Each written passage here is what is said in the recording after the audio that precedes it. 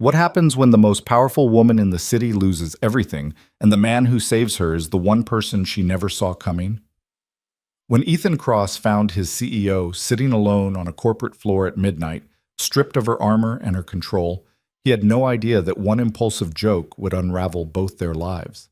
Tonight, a single father with nothing to lose and a billionaire with everything at stake are about to collide in ways neither of them can predict.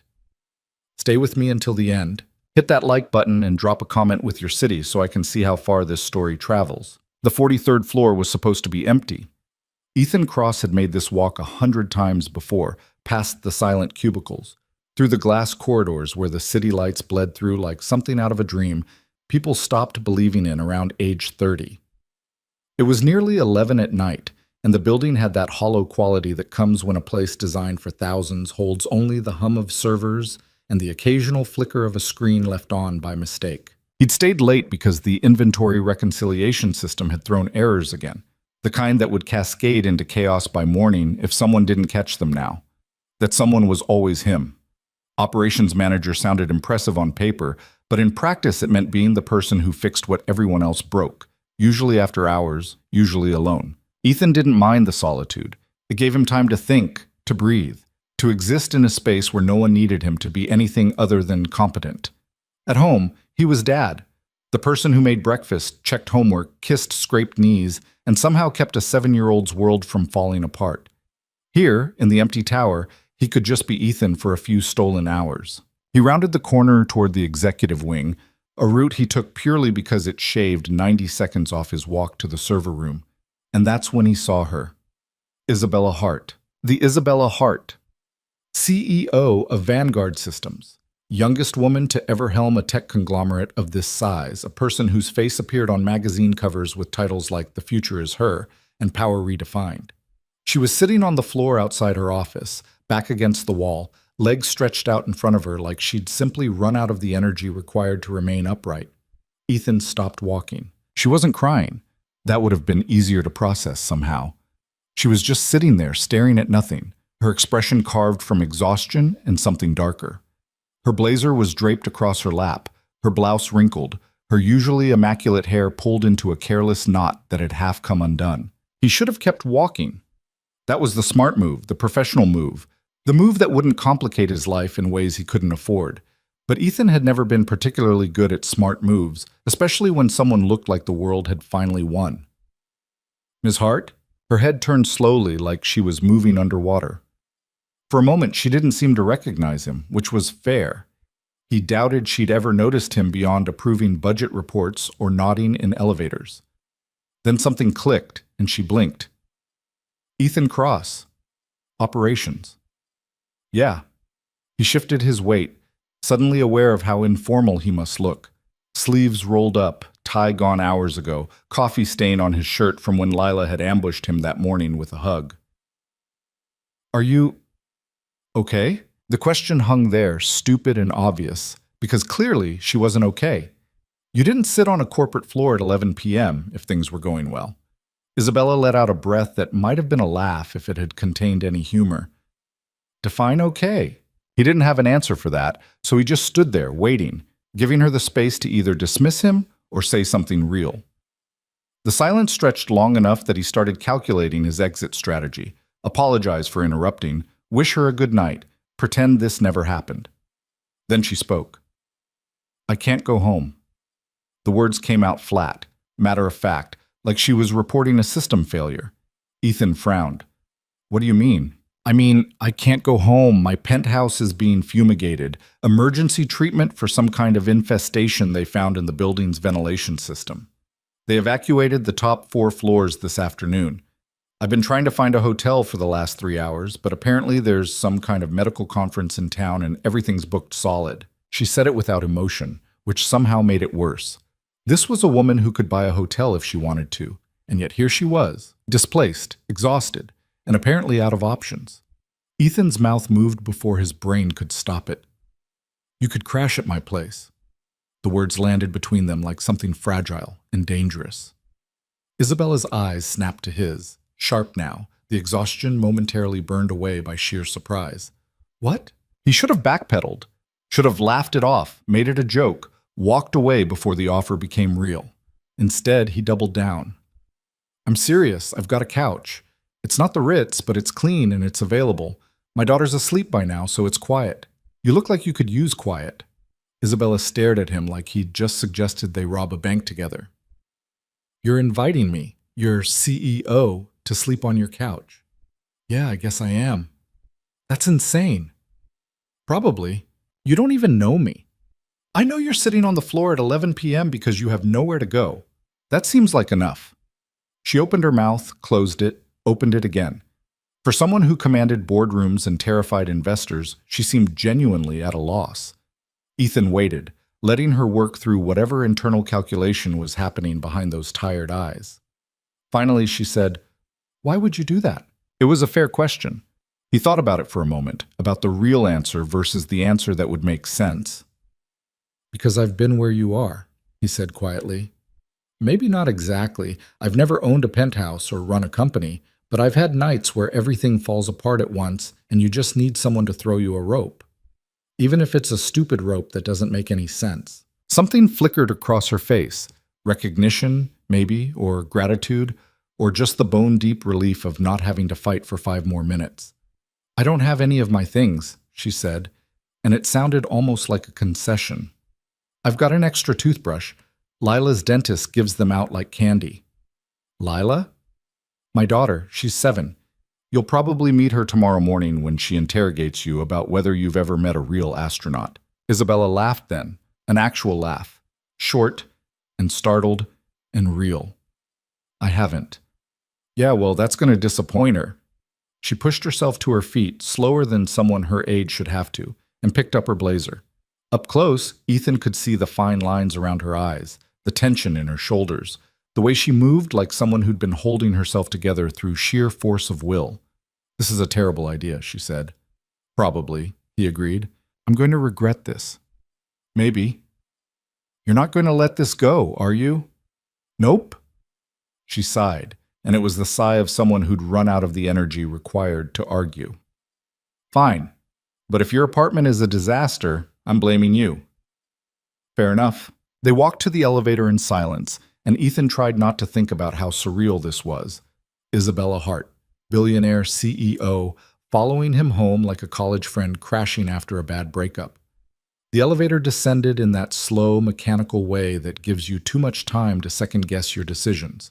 And by the time they reached the parking garage, Ethan was 90% sure this was the worst idea he'd ever had. His car looked even more pathetic than usual next to the sleek executive vehicles. It was a 7-year-old sedan with a car seat in the back and a collection of Lila's drawings taped to the windows. Isabella paused when she saw it, and for a moment he thought she might change her mind. Instead, she just said, "Nice drawings."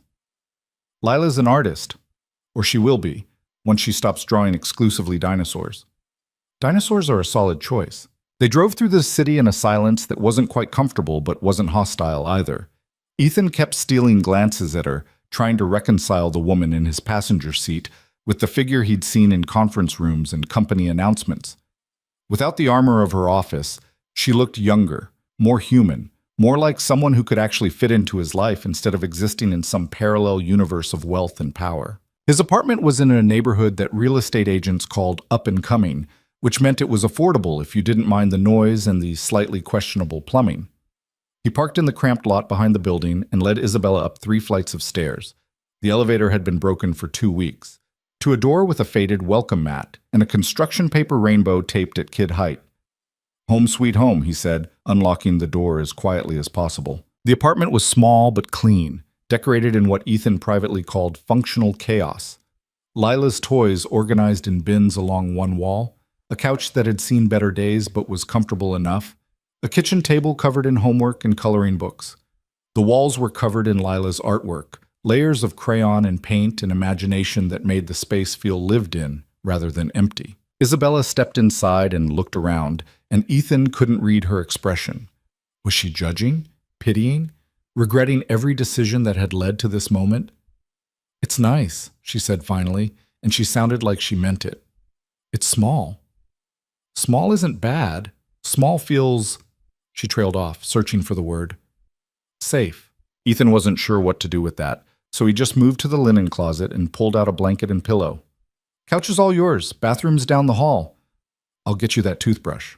He rummaged through the cabinet, past Lila's bubblegum-flavored toothpaste and the collection of rubber ducks she refused to part with until he found the spare toothbrush still in its packaging. When he came back out, Isabella was standing by the wall of drawings, studying them with an intensity that seemed out of proportion to crayon dinosaurs. She's talented, Isabella said softly. She's 7. Still talented. Ethan handed her the toothbrush and a towel. There's coffee in the kitchen if you wake up before me, which you probably will since Lila has an internal alarm set for 6 a.m., regardless of weekends, holidays, or common sense. Isabella took the items, her fingers brushing his for just a moment. Thank you, Ethan. Really. I don't know why you're doing this, but thank you. He shrugged, uncomfortable with gratitude. Get some sleep. We'll figure out the rest tomorrow. She nodded and disappeared into the bathroom. Ethan stood there for a moment, staring at the closed door, wondering what the hell he'd just set in motion.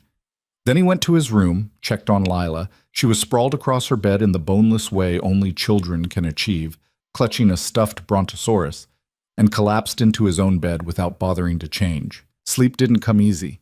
He kept thinking about Isabella sitting on that floor, about the exhaustion in her eyes, about the strange vulnerability of someone who commanded millions but couldn't find a place to sleep. He thought about the way she'd looked at Lila's drawings, like they were something precious instead of just the clutter of family life. He thought about how badly this could go wrong. Morning arrived with the subtlety of a freight train, which in this case took the form of Lila barreling into his room, bouncing on his bed and announcing at full volume that there was a stranger on their couch. Ethan groaned and pulled the pillow over his head. Lila. Indoor voice. But Dad, there's a lady on our couch. I don't know her. Is she a robber? She's not a robber. How do you know? Because robbers don't sleep on couches. They rob things and leave. Lila considered this logic. What if she's a sleeping robber? That's not a thing. You don't know that. Ethan gave up and dragged himself out of bed. Lila was already racing back toward the living room, and he followed, still half asleep, trying to figure out how to explain the situation in terms a 7-year-old would understand. Isabella was already awake, sitting up on the couch, looking significantly more put together than anyone had a right to look after sleeping in their work clothes. Lila stood a few feet away, studying her with the intense scrutiny of a detective interrogating a suspect. Hi, Isabella said carefully. Hi, Lila replied. Are you a robber? Lila, Ethan warned. I'm just asking. Isabella's lips twitched. I'm not a robber. I'm a friend of your dad's from work. Dad doesn't have friends from work. Lila. What? You don't. You always say everyone at work is either incompetent or exhausting. Ethan closed his eyes. Thank you for that, sweetheart. Very helpful. Isabella was definitely smiling now. Well, I promise I'm neither incompetent nor exhausting. Most days. Lila tilted her head, considering. Have you ever met an astronaut? Unfortunately, no. Oh. Lila's disappointment was visible. That's okay. Dad hasn't either. Do you like dinosaurs? I do, actually. What's your favorite? Probably the velociraptor. Lila's face lit up. Those are smart ones. Not like the T-Rex that everyone thinks is cool, but actually has tiny arms and can't even scratch its own nose. That's a very good point about the T-Rex. I know. Ethan watched this exchange with a mixture of amusement and terror. Lila had no filter on a good day, and this was rapidly becoming a day where all his carefully separated worlds were colliding in real time. Lila, why don't you go get dressed while I make breakfast? He suggested, hoping to regain some control of the situation. Can Isabella stay for breakfast? He glanced at Isabella, who looked somewhere between amused and uncertain. If she wants to. I don't want to impose, Isabella started. It's just eggs and toast, nothing fancy. Please stay, Lila said, deploying the puppy dog eyes that Ethan had never successfully defended against. I want to tell you about my dinosaur book. Isabella looked at Ethan, something unreadable in her expression, then back at Lila. Okay, I'll stay. Lila cheered and ran off to her room, presumably to get dressed and gather the aforementioned dinosaur book. Ethan moved to the kitchen, acutely aware of Isabella following him, of how small the space felt with both of them in it. I'm sorry about her, he said, pulling eggs and bread from the refrigerator. She's enthusiastic. She's wonderful, Isabella said quietly. You're lucky. Something in her tone made him pause. He glanced back at her, at the way she was watching the hallway where Lila had disappeared, and he recognized that look. It was the look of someone who'd traded everything for success and was just now realizing what the cost had been. Coffee, he offered. Please. He poured 2 mugs and handed her one. She wrapped her hands around it like it was winter instead of late spring, drawing warmth from the ceramic. This is surreal, she said. Which part? All of it. Yesterday I was managing a board meeting about quarterly projections. Today I'm in my operations manager's kitchen drinking coffee while his daughter quizzes me about dinosaurs. If it helps, I'm finding it pretty surreal too. She smiled, and it was different from the polished smile he'd seen in meetings. Softer, more genuine. How long have you been doing this alone? The question caught him off guard. What makes you think I'm doing it alone? Context clues, single car seat, no sign of another adult. The way you move through this space like someone who's used to doing everything himself. Ethan cracked eggs into a pan, buying time to decide how much to share. 3 years. Lila's mom left when she was 4. Decided motherhood wasn't what she signed up for. I'm sorry. Don't be. We're better off. Lila doesn't remember much, and I got used to it. He flipped the eggs with more force than necessary. You learn to adapt. Do you? Isabella asked quietly. Adapt, I mean. Or do you just get better at pretending?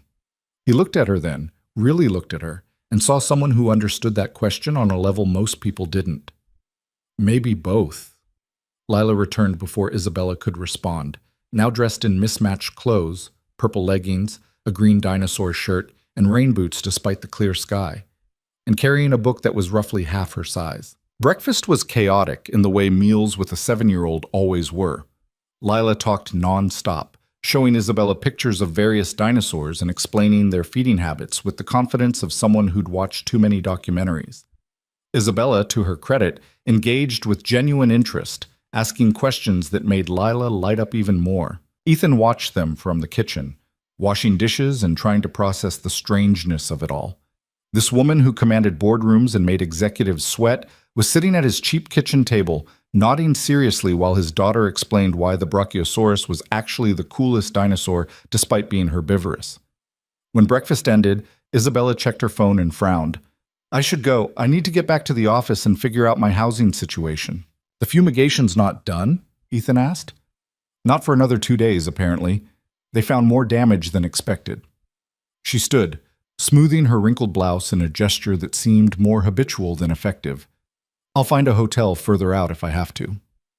Or, Ethan said, and he knew he was being stupid again, you could stay here until your place is ready. Isabella stared at him. Ethan, I know how it sounds, but you saw how easy that was.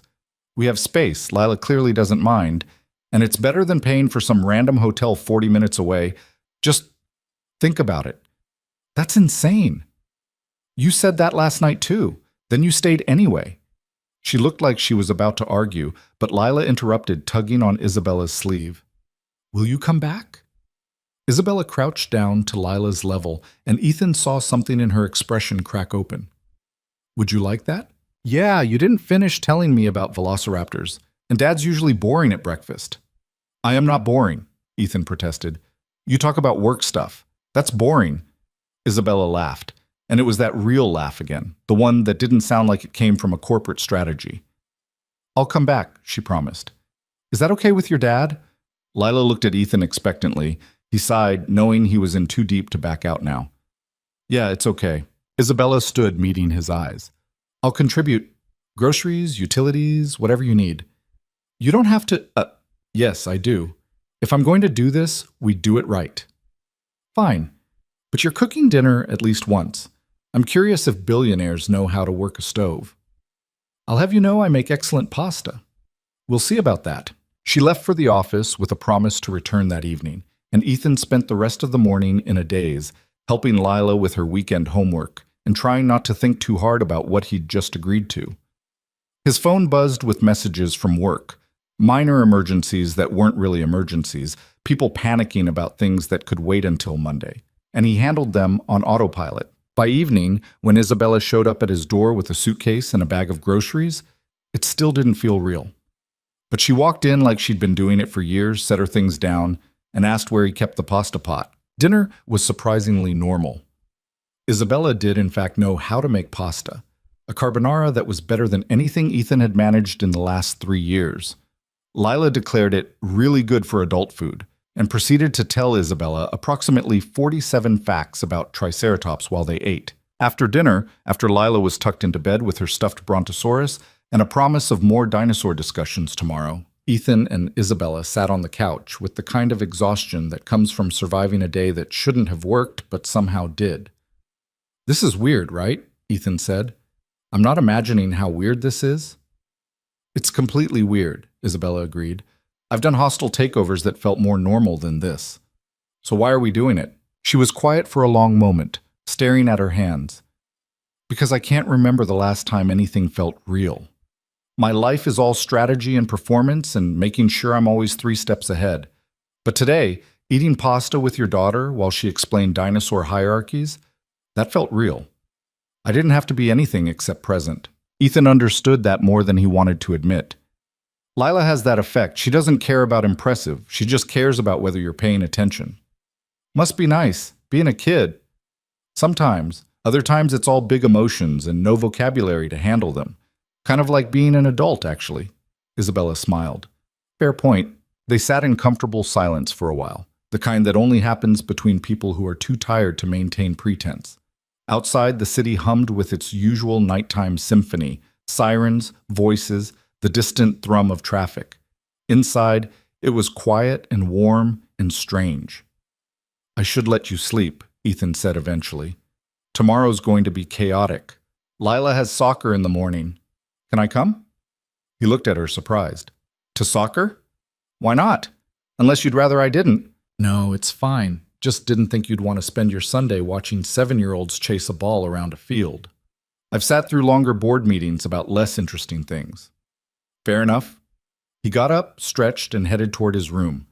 At the doorway, he paused and looked back. Isabella was already arranging her blanket, settling into the couch like it was something she'd been doing forever. "Thanks," he said quietly. "For what?" "For not making this more complicated than it has to be." She looked at him, and in the dim light of the apartment, she looked younger, softer, more like someone he could actually know rather than someone he worked for. "Thank you for throwing me that stupid rope." He grinned. "Anytime." In his room, lying in the dark, Ethan stared at the ceiling and wondered what the hell happened next. This couldn't last. He knew that. Eventually, Isabella's penthouse would be ready, she'd go back to her world, and his life would return to its normal rhythm. But for now, for these strange suspended days, something different was happening. Something that felt dangerously close to mattering, and that more than anything was what scared him. Sunday morning arrived with Lila jumping on Ethan's bed at exactly 6:15, which meant she'd actually slept in for once.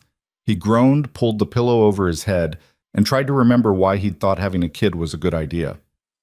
"Dad, Dad, Dad, Dad, Lila. Soccer's in 2 hours and I need breakfast and my shin guards are missing and Isabella said she's coming and I need to look cool." Ethan cracked one eye open. "You're 7. You're automatically cool. That's not how it works." He dragged himself out of bed and found Isabella already awake in the kitchen, wearing jeans and a simple t-shirt he'd never seen her in before. She looked almost unrecognizable without the corporate armor, younger and somehow more present. "Morning," she said, pouring coffee like she'd been doing it in his kitchen for years instead of 2 days. "You didn't have to get up. Habit. I don't really sleep past 6 anymore." She handed him a mug. Lila's been explaining the strategic importance of sheen guards for the last 10 minutes. "They're really important," Lila insisted from the living room, where she was tearing through a pile of sports equipment. "Last week, Emma got kicked, and she cried for like 5 whole minutes." "Sounds traumatic," Isabella said seriously. "It was. There was blood and everything." Ethan drank his coffee and watched Isabella interact with his daughter, still trying to reconcile the woman who terrified him in quarterly reviews with the person currently discussing the dangers of youth soccer injuries. It didn't compute, but somehow it worked. They made it to the field with 10 minutes to spare, which was a personal record. Lila ran off to join her team, a chaotic group of 7-year-olds in mismatched uniforms who seemed more interested in picking grass than actual soccer. Ethan and Isabella found a spot on the sidelines, sitting on a blanket that had seen better days. I have no idea what's happening, Isabella admitted after the first few minutes of play. Neither do they, Ethan said, watching as 3 kids on Lila's team all ran after the ball at once, crashed into each other, and fell over. The rules are more like suggestions at this age. That's one way to play. They sat in companionable silence, watching the game unfold in its beautifully disorganized way. Other parents dotted the sidelines, most of them looking as tired as Ethan felt. A few gave him curious glances. He wasn't usually here with anyone, but no one approached. Does Lila play any other sports? Isabella asked. She tried basketball last year, hated it, said the ball was too bouncy. That's literally the point of basketball. Try explaining that to a 6-year-old. Isabella laughed, and Ethan realized he was starting to recognize the different types of her laugh. The polished one she used in meetings, the surprised one that came out when Lila said something unexpected, and this one, the easy one that suggested she was actually relaxed. Lila scored a goal, mostly by accident, after the ball ricocheted off her knee, and both Ethan and Isabella jumped up to cheer. Lila beamed at them from across the field, and Ethan felt something in his chest tighten in that way it did when his daughter was purely, unselfconsciously happy. After the game, they stopped for ice cream despite it being 10 in the morning, because Lila had deployed the "Emma's mom always gets ice cream after games" argument, and Ethan was too tired to fight it. They sat at a sticky picnic table outside the shop, and Lila talked non-stop about the game, replaying every moment with the intensity of a professional sports analyst. And then when I scored, did you see Marcus's face? He was so mad because he thinks he's the only one who can score, but I showed him... Lila? Ethan interrupted gently. Breathe. She took a dramatic breath, then continued without missing a beat. Anyway, Isabella, did you see when I scored? I did. Very impressive. Dad says I scored by accident, but I think it was skill. Definitely skill, Isabella agreed, shooting Ethan a look that suggested she knew exactly what she was doing. They spent the rest of the day doing absolutely nothing important. Grocery shopping, laundry, watching Lila's favorite dinosaur documentary for what had to be the 40th time. It was achingly normal, the kind of day Ethan had lived 100 times before, except now there was someone else moving through it with them, folding towels and offering commentary on Pteranodon wingspan. That evening, after Lila was in bed, Isabella pulled out her laptop and settled at the kitchen table. Ethan was doing dishes when he noticed her frowning at the screen. Work? He asked. Always. She didn't look up. We're in the middle of a major systems integration, and half the documentation is missing. Someone's been sloppy. Ethan dried his hands and came over, professional instinct kicking in despite the domestic setting. Which system? The financial reconciliation platform. The one you manage. Can I see? She turned the laptop toward him, and he scanned through the error logs, his frown deepening. Something wasn't right. The errors were too consistent, too patterned. It looked less like sloppiness and more like deliberate interference, but that didn't make sense. This is weird, he said slowly. Weird how? These errors, they're not random. Look at the timestamps. They're happening at exact intervals, always targeting the same data streams. That's not a bug. That's design. Isabella's expression sharpened. You think someone's manipulating the system? I don't know. Maybe. But if they are, they're being careful about it. This would take serious access and technical knowledge. She closed the laptop, her jaw tight. I need to look into this tomorrow, quietly. Want me to help? You already have enough on your plate. Isabella, I manage operations. This is literally my job. She met his eyes, and he saw the calculation happening, whether to trust him, whether to pull him deeper into whatever this was becoming. Finally, she nodded. Okay, but carefully. If someone's doing this deliberately, we can't tip them off. The week that followed developed its own rhythm, strange but surprisingly functional. Isabella left for work early. She was still the CEO, after all, with board meetings and investor calls and 1,000 decisions that couldn't wait. But she came back in the evenings, usually around the time Ethan was picking Lila up from school, and they'd all have dinner together like some kind of accidentally assembled family. Lila adapted to Isabella's presence with the easy acceptance of childhood. Within 3 days, she was saving a seat for Isabella at dinner, asking her opinion on homework assignments, and informing her friends that she had a temporary grown-up roommate who knows about velociraptors. Ethan was less adaptable. He kept waiting for the arrangement to crack, for Isabella to realize how far she'd strayed from her normal life, for the inherent absurdity of the situation to catch up with them. But it didn't happen. Instead, Isabella integrated herself into their routines with surprising grace, helping with dishes, reading to Lila before bed, leaving post-it notes on the coffee maker with terrible jokes that made Ethan laugh despite himself. At work, they maintained careful professionalism. Ethan didn't mention that his CEO was sleeping on his couch, and Isabella didn't treat him any differently than she had before. But he started noticing things he'd missed before: the tension in her shoulders during board meetings, the way certain executives spoke to her with barely concealed condescension, the subtle undermining that happened in conference rooms when they thought she wasn't paying attention. He also noticed Damien Voss. Damien was Senior Vice President of Strategic Development, a smooth-talking executive who'd been with the company for 8 years. He was the kind of man who wore expensive suits and spoke in corporate jargon that sounded impressive but meant nothing. Ethan had always found him vaguely irritating but harmless. Now, watching more carefully, he saw something else. Damien had his fingerprints on everything. Every major decision, every financial report, every strategic pivot, and he was always there, hovering at Isabella's elbow, offering advice with a smile that never reached his eyes. On Wednesday, Ethan was working late in the server room when he overheard a conversation in the hallway. Damien's voice, low and intense. "The board's getting restless. They want results, not promises." "She's delivering results?" That was Marcus Chen, the CFO. "For now. But one bad quarter, one missed projection, and they'll turn. We just need to be ready when that happens." "Ready how?" "Ready to provide an alternative. Someone with experience, stability, vision. Someone like you." "I'm just saying we should have contingency plans." Ethan stayed very still, barely breathing. When the voices faded, he sat back, his mind racing. It could have been nothing, just corporate politics, the kind of positioning that happened in every company. But combined with those system errors, those two perfect patterns in the data. He went home that night and found Isabella already there, helping Lila with a math worksheet at the kitchen table. They looked natural together, like they'd been doing this forever instead of less than a week. "We need to talk," Ethan said quietly after Lila went to bed. Isabella looked up from her laptop. "That sounds ominous." "I overheard something today. Damien Voss and Marcus Chen. They were talking about you, about the board, about having contingency plans." Her expression didn't change, but something in her eyes went cold. "What exactly did they say?" He repeated the conversation as accurately as he could. Isabella listened without interrupting, her fingers still on the keyboard but not moving.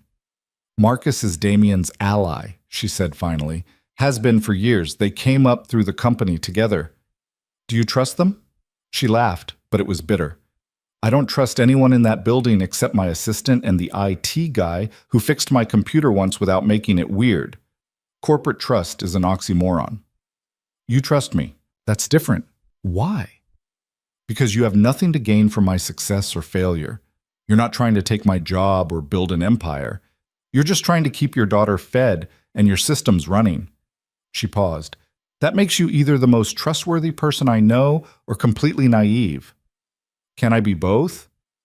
"Apparently." Over the next few days, Ethan started digging deeper into the system logs, working late after Lila was asleep, tracing the patterns he'd noticed earlier. What he found made his stomach drop. The financial discrepancies weren't random. Someone had been systematically manipulating data for months, small changes, almost invisible individually, but together they painted a picture of mismanagement and declining performance. It was subtle, professional, and devastating. And all the changes originated from high-level executive access. He brought his findings to Isabella on Friday night, spreading printouts across the kitchen table after Lila was in bed. She studied them in silence, her expression growing darker with each page. "This is coordinated," she said finally. "Someone's been setting me up. It looks like it's been happening since January. Small adjustments to revenue projections, delayed expense reports, inventory discrepancies that make it look like operations is failing." "Which makes it look like I'm failing." "Yeah." She sat back, running her hands through her hair. The board meeting is in 2 weeks. They're voting on executive performance reviews. If they see data like this, they'll question your leadership. They'll do more than question it. They'll replace me. Ethan had never seen her look scared before. Frustrated, tired, angry, but not scared. It made her seem more human and more vulnerable, and he had the sudden urge to promise her it would be okay, even though he had no idea if that was true. "We need to figure out who's doing this," he said instead. "It's Damien. Has to be. He has the access, the motive, and the connections to pull it off." "Can you prove it?" "Not yet, but I will." The weekend passed in tense planning. Isabella worked constantly, reviewing files, making calls, building a case. Ethan helped where he could, pulling system logs and tracing digital footprints while trying to maintain some semblance of normalcy for Lila. It was getting harder to separate the worlds, work and home, professional and personal, the careful distance he'd always maintained, and this new reality where Isabella was part of his daughter's bedtime routine. He caught himself watching her sometimes, noticing details he shouldn't, the way she drummed her fingers when she was thinking, the faint scar on her left hand, the softness in her voice when she read to Lila. On Sunday, they took Lila to the park. It was Isabella's last night in the apartment. Her penthouse would be ready tomorrow, and the strange interlude would officially end. Ethan tried not to think about it too hard. Lila ran off to the playground, and they sat on a bench, watching her climb the jungle gym with the fearlessness of someone who'd never experienced real consequence. "She's gonna miss you," Ethan said. "I'll miss her too." Isabella was quiet for a moment. "I'll miss this. All of it. The cramped apartment and constant dinosaur facts. The feeling like I'm part of something real. The last 2 weeks, I've felt more like a person than I have in years." Ethan understood that more than he wanted to admit. "You can still visit. Lila would love that. Would you?" He looked at her, at the way the afternoon light caught her hair, at the openness in her expression that he'd never seen in the office. "Yeah, I would." Something passed between them, unspoken but understood. It wasn't attraction, or not just attraction. It was recognition, the kind that happens when you find someone who understands what you've been carrying alone. "Dad, Isabella, watch this." Lila was hanging upside down from the monkey bars, grinning wildly. They both stood up, moved closer, ready to catch her if she fell. She didn't fall. She never did. But they stayed there anyway, spotted her through her acrobatics, partners in the small act of keeping a child safe. That night, Isabella packed her things while Lila supervised, asking approximately 600 questions about whether Isabella would come back and could they have a sleepover sometime and did her penthouse have a pool. "Yes, probably, and yes," Isabella answered patiently. "Can I come swim in your pool?" "If your dad says it's okay." Lila turned to Ethan with the full force of her pleading eyes. "Dad? Can I?" "We'll see." "That means yes," Lila informed Isabella confidently. After Lila was in bed, Ethan walked Isabella to her car. She'd called a driver. Even in jeans and a t-shirt, she was still a billionaire, and the sleek black sedan looked absurdly out of place on his street. "Thank you," she said, "for everything. The couch, the terrible coffee, the dinosaur education." "The coffee's not that bad." "It's pretty bad." "Fair." She hesitated, her hand on the car door. "Ethan, about the data manipulation. I'm going to need your help, officially. Can you work with our IT security team to trace the digital footprints?" "Yeah, of course. It might get complicated. If Damien's really behind this, he's not going to go quietly." "I know. And if it goes public, your name will be attached to it. People will know you're on my side." "Is that a problem?" "It could be. For you." Ethan shrugged. "I've had worse problems. Besides, someone's sabotaging the company. That's my job to fix, regardless of politics." She smiled, and it was that genuine smile again, the one that made her look years younger. "You're kind of terrible at corporate self-preservation." "It's a gift." She got in the car and Ethan watched it pull away, taillights disappearing into the city night.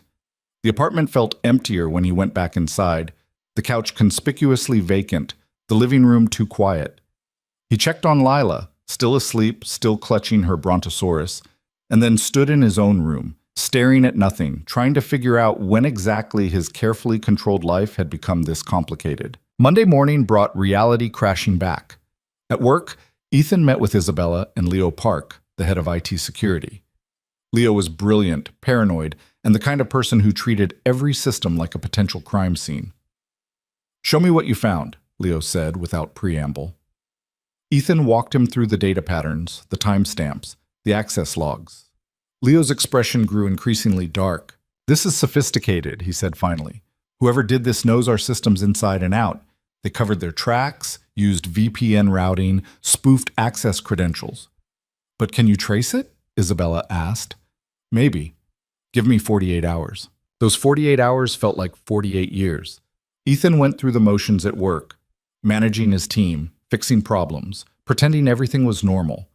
But he was acutely aware of Damien moving through the office, of the way certain executives clustered in conference rooms, of the tension that seemed to thicken with each passing hour. On Wednesday morning, Leo called them into a secure conference room. He looked like he hadn't slept, which, knowing Leo, he probably hadn't. "I found it," he said, pulling up a screen full of code and access logs. "The manipulation's been running for 7 months. It's elegant, automated scripts that make tiny changes to financial data, buried deep in routine system maintenance. But the origin point is clear." "Who?" Isabella's voice was cold. "Executive access credentials, specifically Marcus Chen's account." Isabella and Ethan exchanged glances. "Marcus is CFO," Isabella said slowly. "He has access to everything financial." "But is he smart enough to code something like this?" Ethan asked. Leo shook his head. "This level of technical sophistication? No. Marcus is a numbers guy, not a programmer. Someone else wrote this and used his credentials to deploy it." "Damien," Isabella said flatly, "can't prove that yet. But I did find something else." Leo pulled up another screen. The scripts weren't just manipulating current data, they were also creating false projections, making it look like company performance would decline over the next 2 quarters. "It's a setup for a takeover bid." "Someone wants me out," Isabella said, "and they want the board to think the company's failing, so they'll vote for new leadership." "That would be my assessment." Ethan felt cold. This wasn't just corporate politics anymore. This was calculated, deliberate, and dangerous. "Can we bring this to the board?" he asked. "Not yet," Isabella said.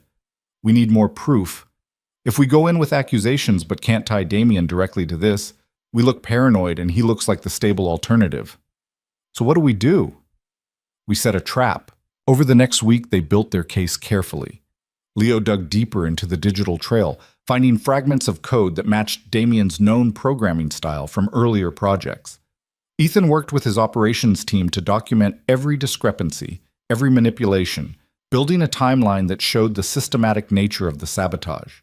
And Isabella played the long game, acting like nothing was wrong, letting Damien think his plan was working. It was exhausting and terrifying, and Ethan found himself texting Isabella late at night, checking in, making sure she was okay.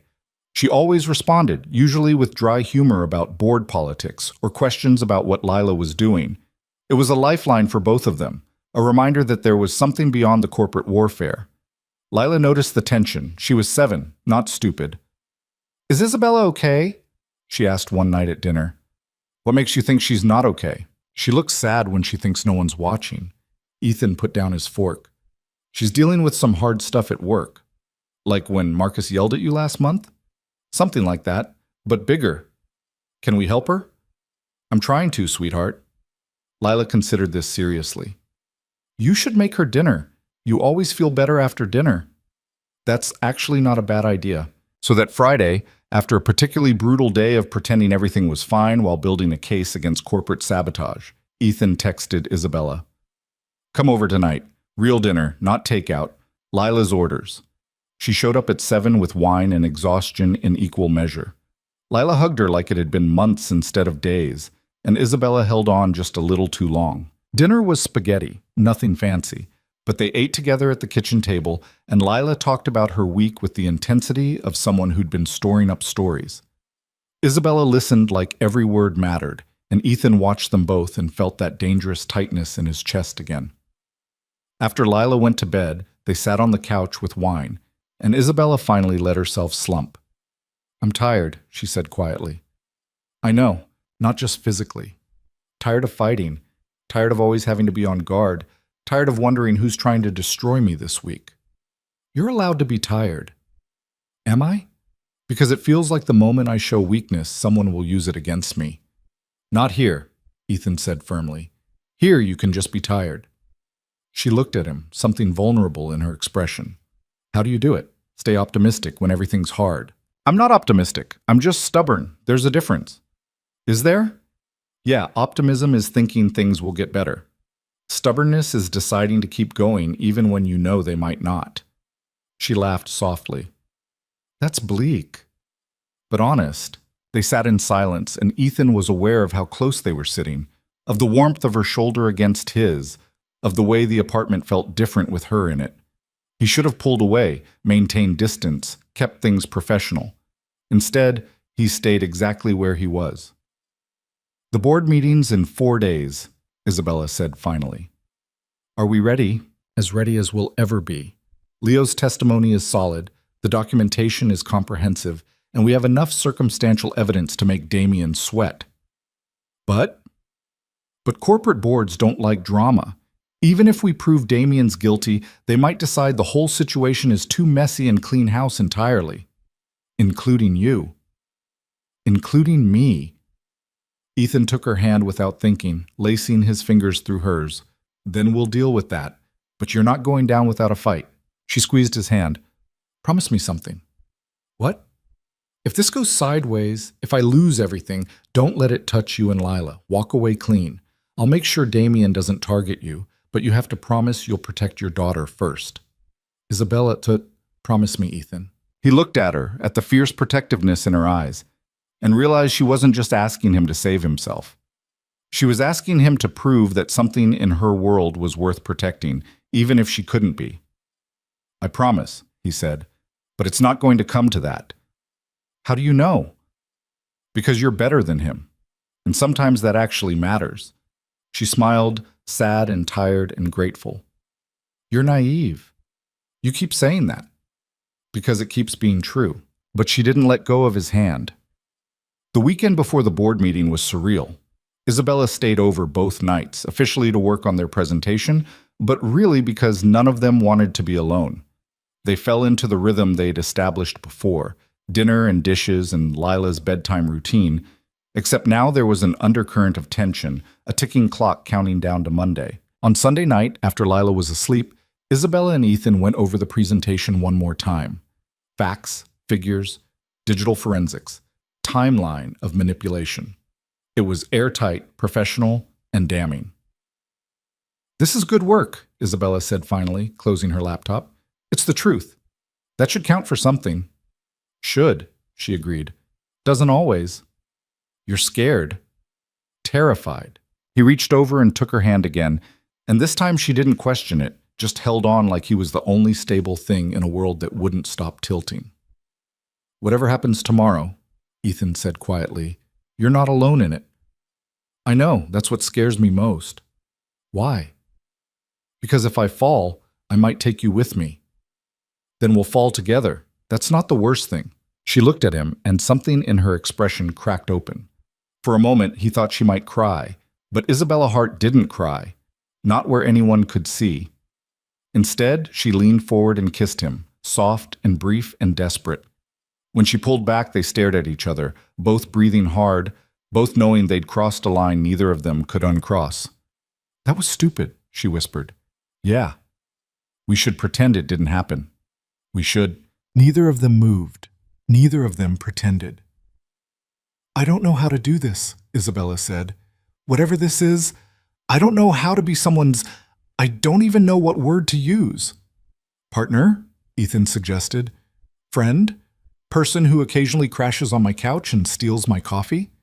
She laughed, and it was watery but real. All of the above?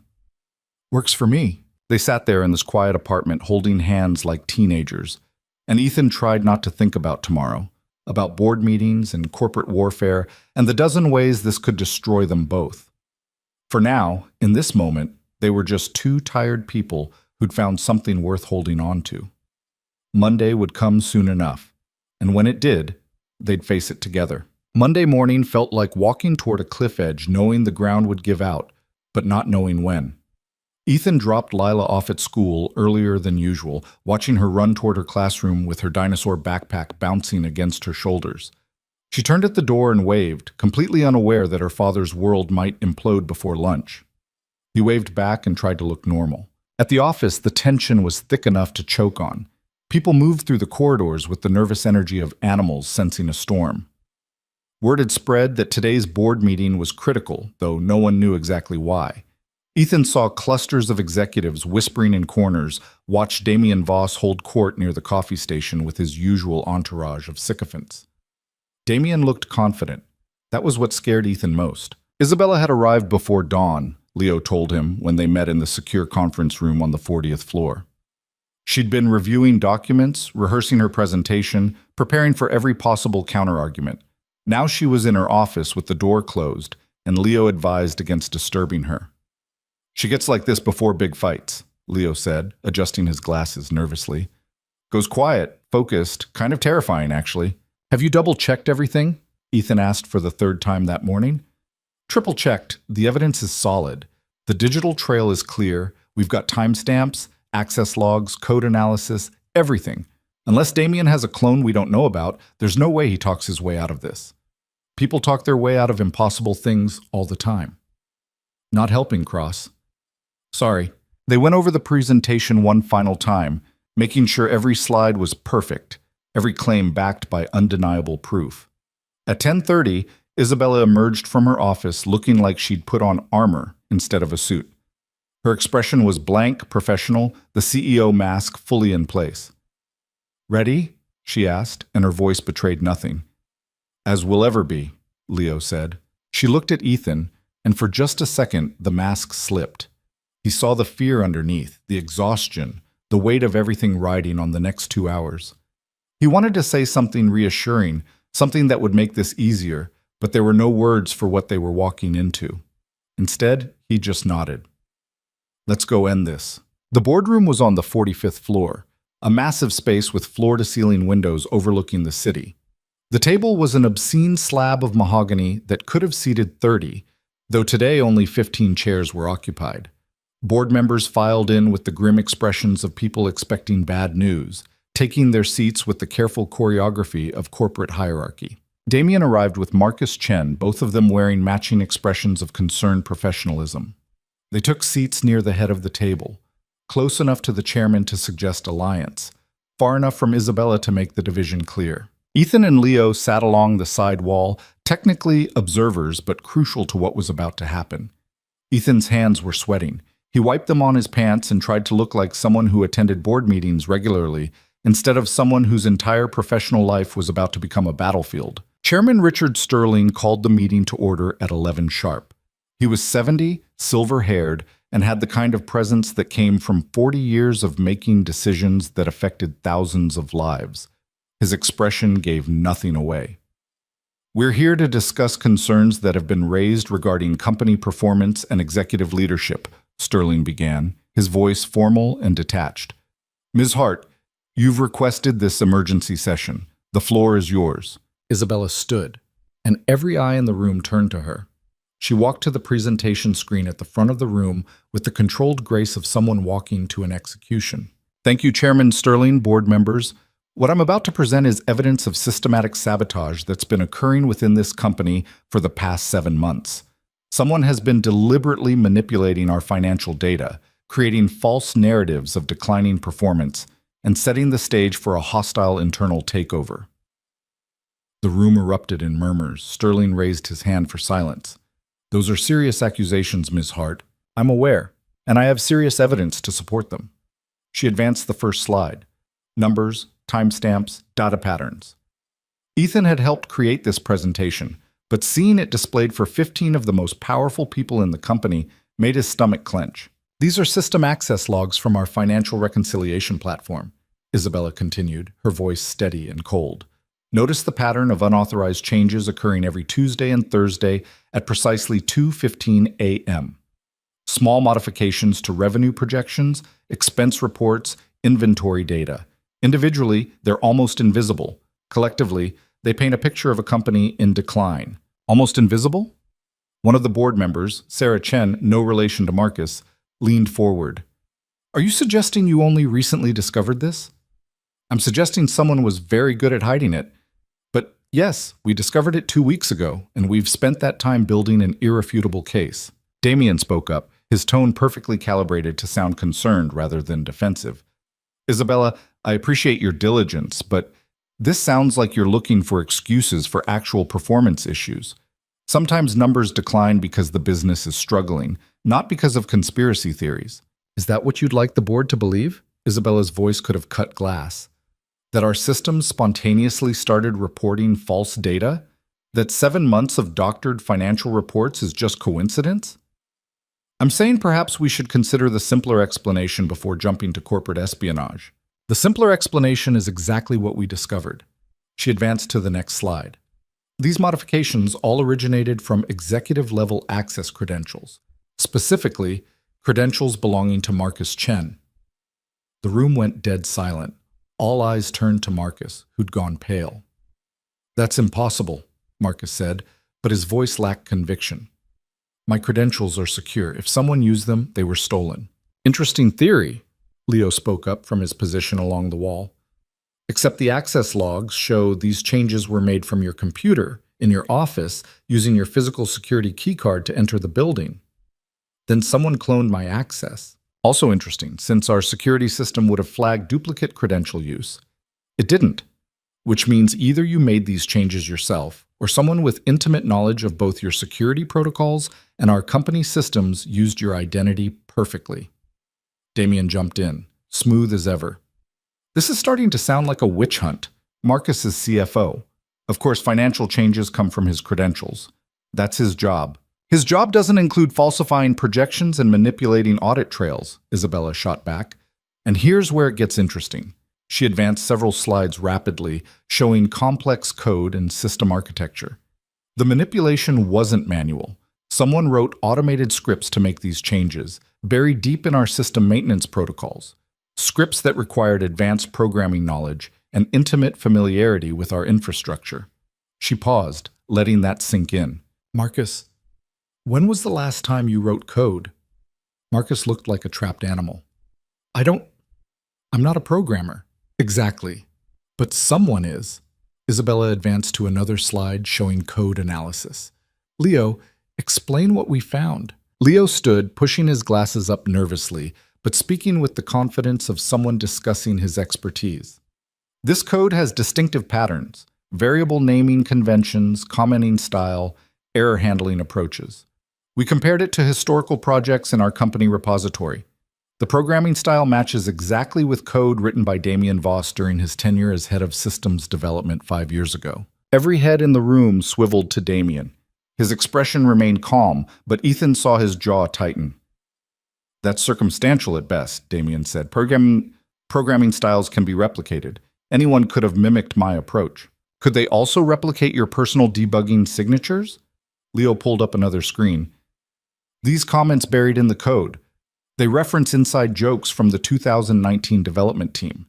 Jokes that only 3 people in this company would understand, and 2 of them no longer work here. You're the third. The board members were leaning forward now, interested and alarmed in equal measure. Sterling's expression had shifted from neutral to intensely focused. Mr. Voss, Sterling said slowly, do you have an explanation for this? Damien spread his hands in a gesture of reasonable cooperation. Richard, this is clearly a setup. Isabella feels threatened by normal corporate oversight, so she's constructed an elaborate conspiracy theory using technical jargon most of us don't understand. She's grasping at straws because her actual performance has been declining. My performance, Isabella said, her voice dangerously quiet, has been declining because you've been systematically destroying the data that proves otherwise. But we found the original records.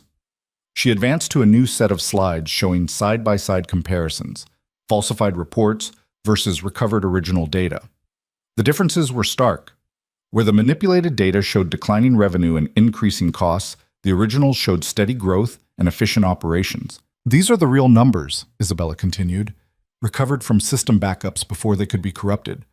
Our company is not failing, but someone wanted you to think it was. Why? Sarah Chen asked. What's the motive? Isabella looked directly at Damien. Control. Remove me, install someone more cooperative, and whoever's behind this gets to run Vanguard systems without the inconvenience of a CEO who asks difficult questions. You're paranoid, Damien said, but there was an edge in his voice now. Am I? Then explain the external communication. Isabella pulled up email records. We subpoenaed Marcus's personal email account, legally, with proper authorization. These messages show regular communication with Kepler and Associates, a corporate law firm specializing in hostile takeovers. Discussions about board composition, shareholder sentiment, optimal timing for executive changes. Marcus stood up abruptly. I was consulting them for personal advice that included detailed analysis of how to remove a sitting CEO and install new leadership. Personal advice that coincided exactly with the timeline of data manipulation. Sit down, Mr. Chen, Sterling said, his voice hard. Marcus sat. The chairman turned to Damien. Mr. Voss, this evidence is substantial. Do you have any response beyond denial? Damien's mask was cracking now. Ethan could see the calculation happening behind his eyes. The realization that his carefully constructed plan was falling apart in real time. This is a coup, Damien said finally, his voice tight. Isabella knows she's losing control, so she's manufacturing evidence to eliminate her rivals. You're watching her destroy 2 long-serving executives based on circumstantial technical data that could have been fabricated by anyone with IT access, including your own IT head? Sterling gestured to Leo. Who you personally hired 4 years ago. People can be compromised. Or they can be telling the truth. Sterling looked at the other board members. I think we need to hear from Mr. Cross. Ethan's heart stopped. He hadn't been expecting to speak. That was Isabella and Leo's role. But now every face in the room was turned toward him, waiting. He stood on legs that felt unsteady. I manage operations. Financial reconciliation falls under my department. I was the first person to notice the anomalies in the system. And what made you notice them? One of the board members asked. They were too perfect. Real errors are messy, random, human. These were precise, patterned, deliberate. It looked less like mistakes and more like someone trying to paint a specific picture. Did Ms. Hart direct you to look for this? No. I found it by accident during routine maintenance. I brought it to her attention because it was my job to report system irregularities. And you have no personal stake in Ms. Hart's leadership? Ethan hesitated. This was the question that could destroy everything. If he lied and someone found out about Isabella staying at his apartment, everything they'd built would collapse. If he told the truth, they'd assume bias and dismiss the evidence. He decided on something in between. I want this company to succeed, he said carefully. That means having leadership that isn't being sabotaged from within. Whether that's Ms. Hart or someone else isn't my concern. The sabotage itself is. It wasn't a lie, but it wasn't the whole truth either. Sterling studied him with the intensity of someone who'd spent decades reading people in high-stakes situations. Thank you, Mr. Cross. Ethan sat down, his shirt sticking to his back with sweat. Isabella caught his eye briefly, and he saw gratitude there, mixed with something that looked like regret. The board debated for what felt like hours but was probably only 45 minutes. Damien tried several more times to redirect the conversation, to cast doubt on the evidence, to position himself as the stable alternative to Isabella's paranoid leadership. But the digital trail was too clear, the pattern too obvious, the coincidences too numerous to dismiss.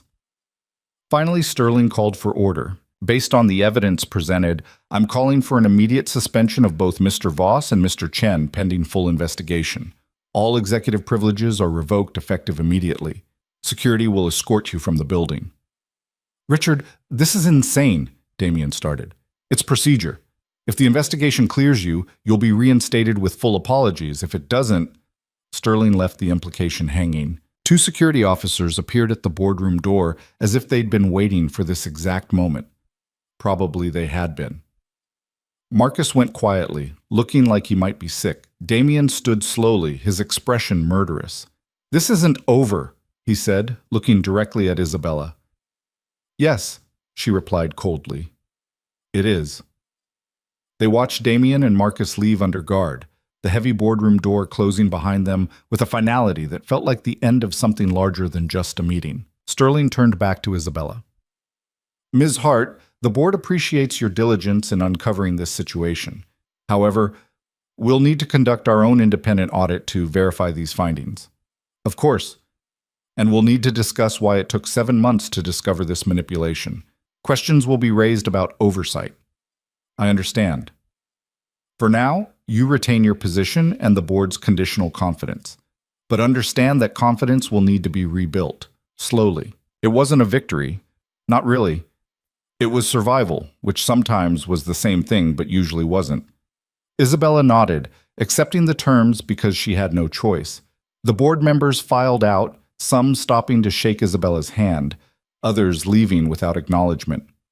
Within 10 minutes, the massive boardroom was empty except for Isabella, Ethan, and Leo. The silence was deafening. "Did we just win?" Leo asked finally. "We just didn't lose," Isabella corrected. "There's a difference." She walked to the window and stared out at the city, her shoulders tight with tension that hadn't been allowed to show during the meeting. Ethan approached carefully, aware that Leo was still in the room, but not caring as much as he probably should. "You did it," he said quietly. "We did it. I couldn't have found this without you. I just followed the data." "You followed the data and risked your career to bring it to me. That's not nothing." Leo cleared his throat. "I'm going to go make sure security actually removes their system access and doesn't just escort them to different offices. Corporate security has been known to screw that up." He left, and then it was just the two of them in the enormous boardroom, standing by the windows with the city spread out below them like something conquerable. "I need a drink," Isabella said. "It's 1 in the afternoon. I need a drink anyway." "Fair enough." They stood there for a long moment, neither moving, both processing what had just happened. Ethan could feel the adrenaline starting to drain from his system, leaving behind exhaustion and the beginning of what might eventually be relief. "What happens now?" he asked. "Now we wait for the investigation. It'll take weeks, maybe months. They'll tear apart every file, every transaction, every communication. And if they find anything that contradicts what we presented, they won't, because we told the truth. Truth doesn't always win, Ethan." "It did today." She turned to look at him, and her expression was complicated, gratitude and fear, and something else he couldn't quite name. "I kissed you last night. I remember. That was stupid. You keep saying that, because it keeps being true. I'm your boss. You're my employee. This is every HR nightmare rolled into one terrible decision. So what do you want to do about it?" She opened her mouth, closed it, looked back out the window. "I don't know. I don't know how to do this. Any of this. I've spent my entire adult life building walls, and you just walked through them like they weren't even there. Maybe they weren't as solid as you thought. Or maybe you're just reckless. Also possible." She almost smiled. "I have to go deal with the aftermath of this. Press releases, damage control, reassuring investors that we're not imploding. Want company? I want to not have to be CEO for 5 minutes, but that's not an option. It could be, later, after the fires are out and the crisis is managed. And then what? We have dinner at your apartment and pretend that everything's normal? Would that be so bad?" She looked at him for a long moment, and Ethan saw the war happening behind her eyes, between what she wanted and what she thought she was allowed to want, between the life she'd built and the one that was suddenly possible. "No," she said finally. "It wouldn't be bad at all. That's what terrifies me." Before Ethan could respond, his phone buzzed. He glanced at it and felt his stomach drop. "What?" Isabella asked, reading his expression. "Lila's school. She's sick. I need to pick her up." "Go. I'll handle things here." He hesitated, torn between responsibility to his daughter and wanting to make sure Isabella was okay. She saw the conflict and made the decision for him. "Ethan, go. Your daughter needs you. I'll be fine." "Will you?" Eventually. She touched his arm briefly, a gesture so quick anyone watching wouldn't have noticed. "Thank you for everything." He wanted to kiss her again, wanted to promise that things would be okay, wanted to do any of a dozen things that were inappropriate in a corporate boardroom after what had just happened. Instead, he just nodded and left. The drive to Lila's school felt surreal, like moving between worlds that shouldn't exist in the same universe. 20 minutes ago, he'd been watching corporate saboteurs removed under guard. Now he was parking in a school pickup lane behind a minivan with stick-figure family decals. Lila was in the nurse's office, looking miserable, her face flushed with fever. She perked up a little when she saw him. "Dad?" "Hey, sweetheart. Not feeling good? My tummy hurts and my head hurts and everything's awful. Let's get you home." He signed her out and carried her to the car, her head heavy against his shoulder. On the drive home, she dozed fitfully, occasionally waking to complain about how terrible she felt. Ethan made soothing noises and tried not to think about everything that had just happened at work. At home, he got Lila settled on the couch with her favorite blanket and her stuffed brontosaurus. She was running a fever, not dangerous, but enough to make her uncomfortable. He gave her medicine, made her drink water, and put on her favorite dinosaur documentary at low volume. "Is Isabella coming over?" Lila asked between sips of water. "I don't know, sweetheart. She's dealing with some complicated work stuff." "I miss her." "Yeah, me too." "Are you dating her?" The question caught him completely off guard. "What? No, why would you?" "Emma says when adults have sleepovers and hold hands, they're dating. You and Isabella held hands at the park." Ethan closed his eyes. He'd forgotten that 7-year-olds noticed everything and understood more than they should. "It's complicated, Lila." "That's what adults say when the answer is yes, but they don't want to admit it." "When did you get so smart?"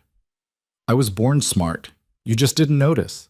He couldn't help but laugh, even though the conversation was veering into territory he wasn't ready to navigate. "How about we focus on you feeling better, and we can talk about complicated adult stuff later?" "Fine, but I think you should date her. She's nice, and she knows about dinosaurs, and she doesn't try to make you eat vegetables disguised as other food." "I do not disguise vegetables." "Dad, I know when there's zucchini in the pasta sauce. That's just being a good father." "It's being a sneaky father." She dozed off mid-argument, her fever medicine kicking in. Ethan sat on the floor next to the couch, one hand resting on her leg, and let himself process everything that had happened. They'd done it.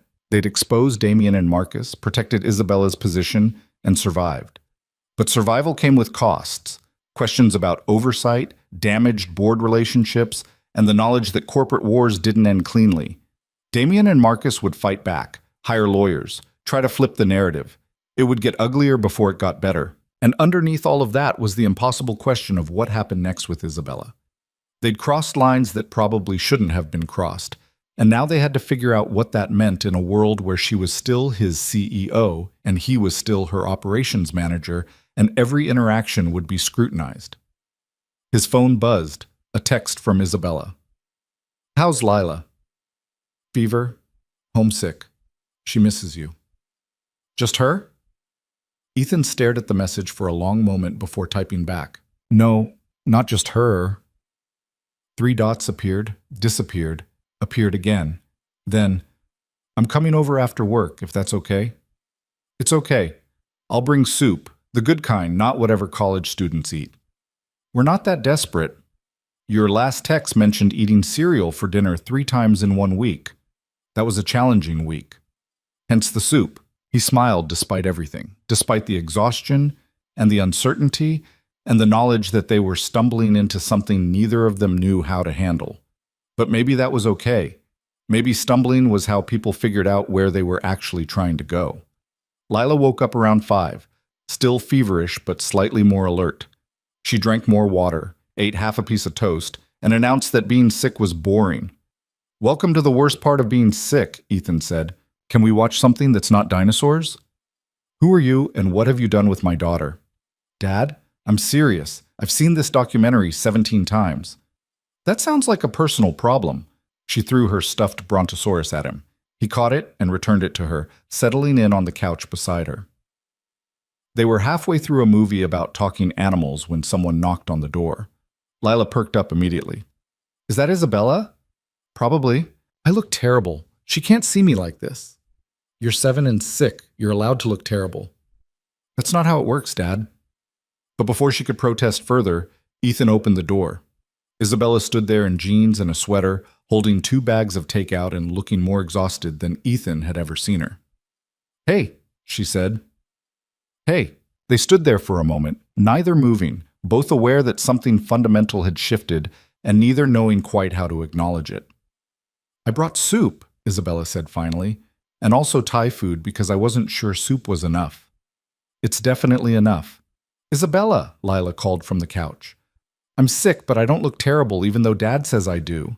You look perfectly sick, Isabella assured her, coming inside, which is exactly how you should look when you're sick.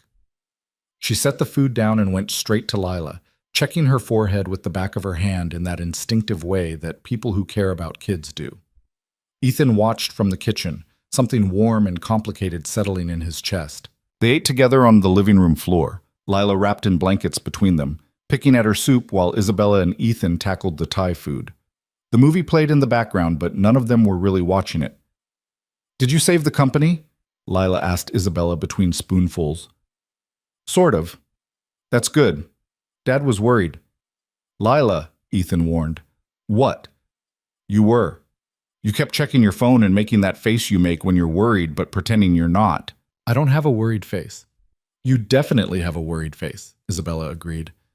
Great. Now you're both ganging up on me. We're just being honest, Lila said primly. After dinner, Lila's fever medicine wore off and she became clingy and cranky in the way sick kids do. Isabella helped Ethan get her to bed, reading 3 chapters of her current dinosaur book in different character voices that made Lila giggle despite feeling awful. When they finally emerged from Lila's room, it was past 8 and both of them were drained. Thank you, Ethan said. You didn't have to come over after the day you had. I wanted to, needed to, actually. Isabella sank onto the couch. That boardroom felt like a cage. This feels like breathing. He sat beside her, close enough that their shoulders touched. How bad was the aftermath? Could have been worse. The board's calling it a narrow escape and patting themselves on the back for decisive action. The press release frames it as proactive leadership identifying internal issues. Damien and Marcus have been suspended pending investigation, and their lawyers are already circling. So it's not over. It's never over. But we won today's battle. That counts for something. They sat in silence for a while, the kind that had become familiar between them, comfortable and heavy with things unsaid. Lila asked me if we were dating, Ethan said finally. Isabella tensed beside him. What did you tell her? That it was complicated. Accurate. She said that's what adults say when the answer is yes, but they don't want to admit it. She's not wrong. Ethan turned to look at her. So what's the answer? Are we dating? I don't know. What does dating even mean when you're 38 and running a company and everything's already impossibly messy?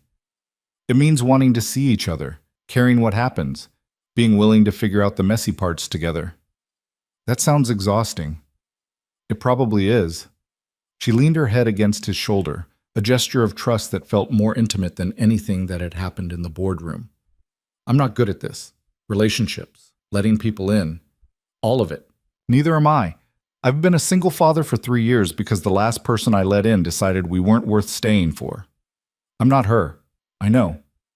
But I'm also not promising I won't screw this up. I probably will, multiple times. That's okay. I'll probably screw it up too. So we're just going to stumble through this together? Unless you have a better plan. She lifted her head to look at him, and her expression was open in a way he'd never seen before, vulnerable and determined and scared all at once.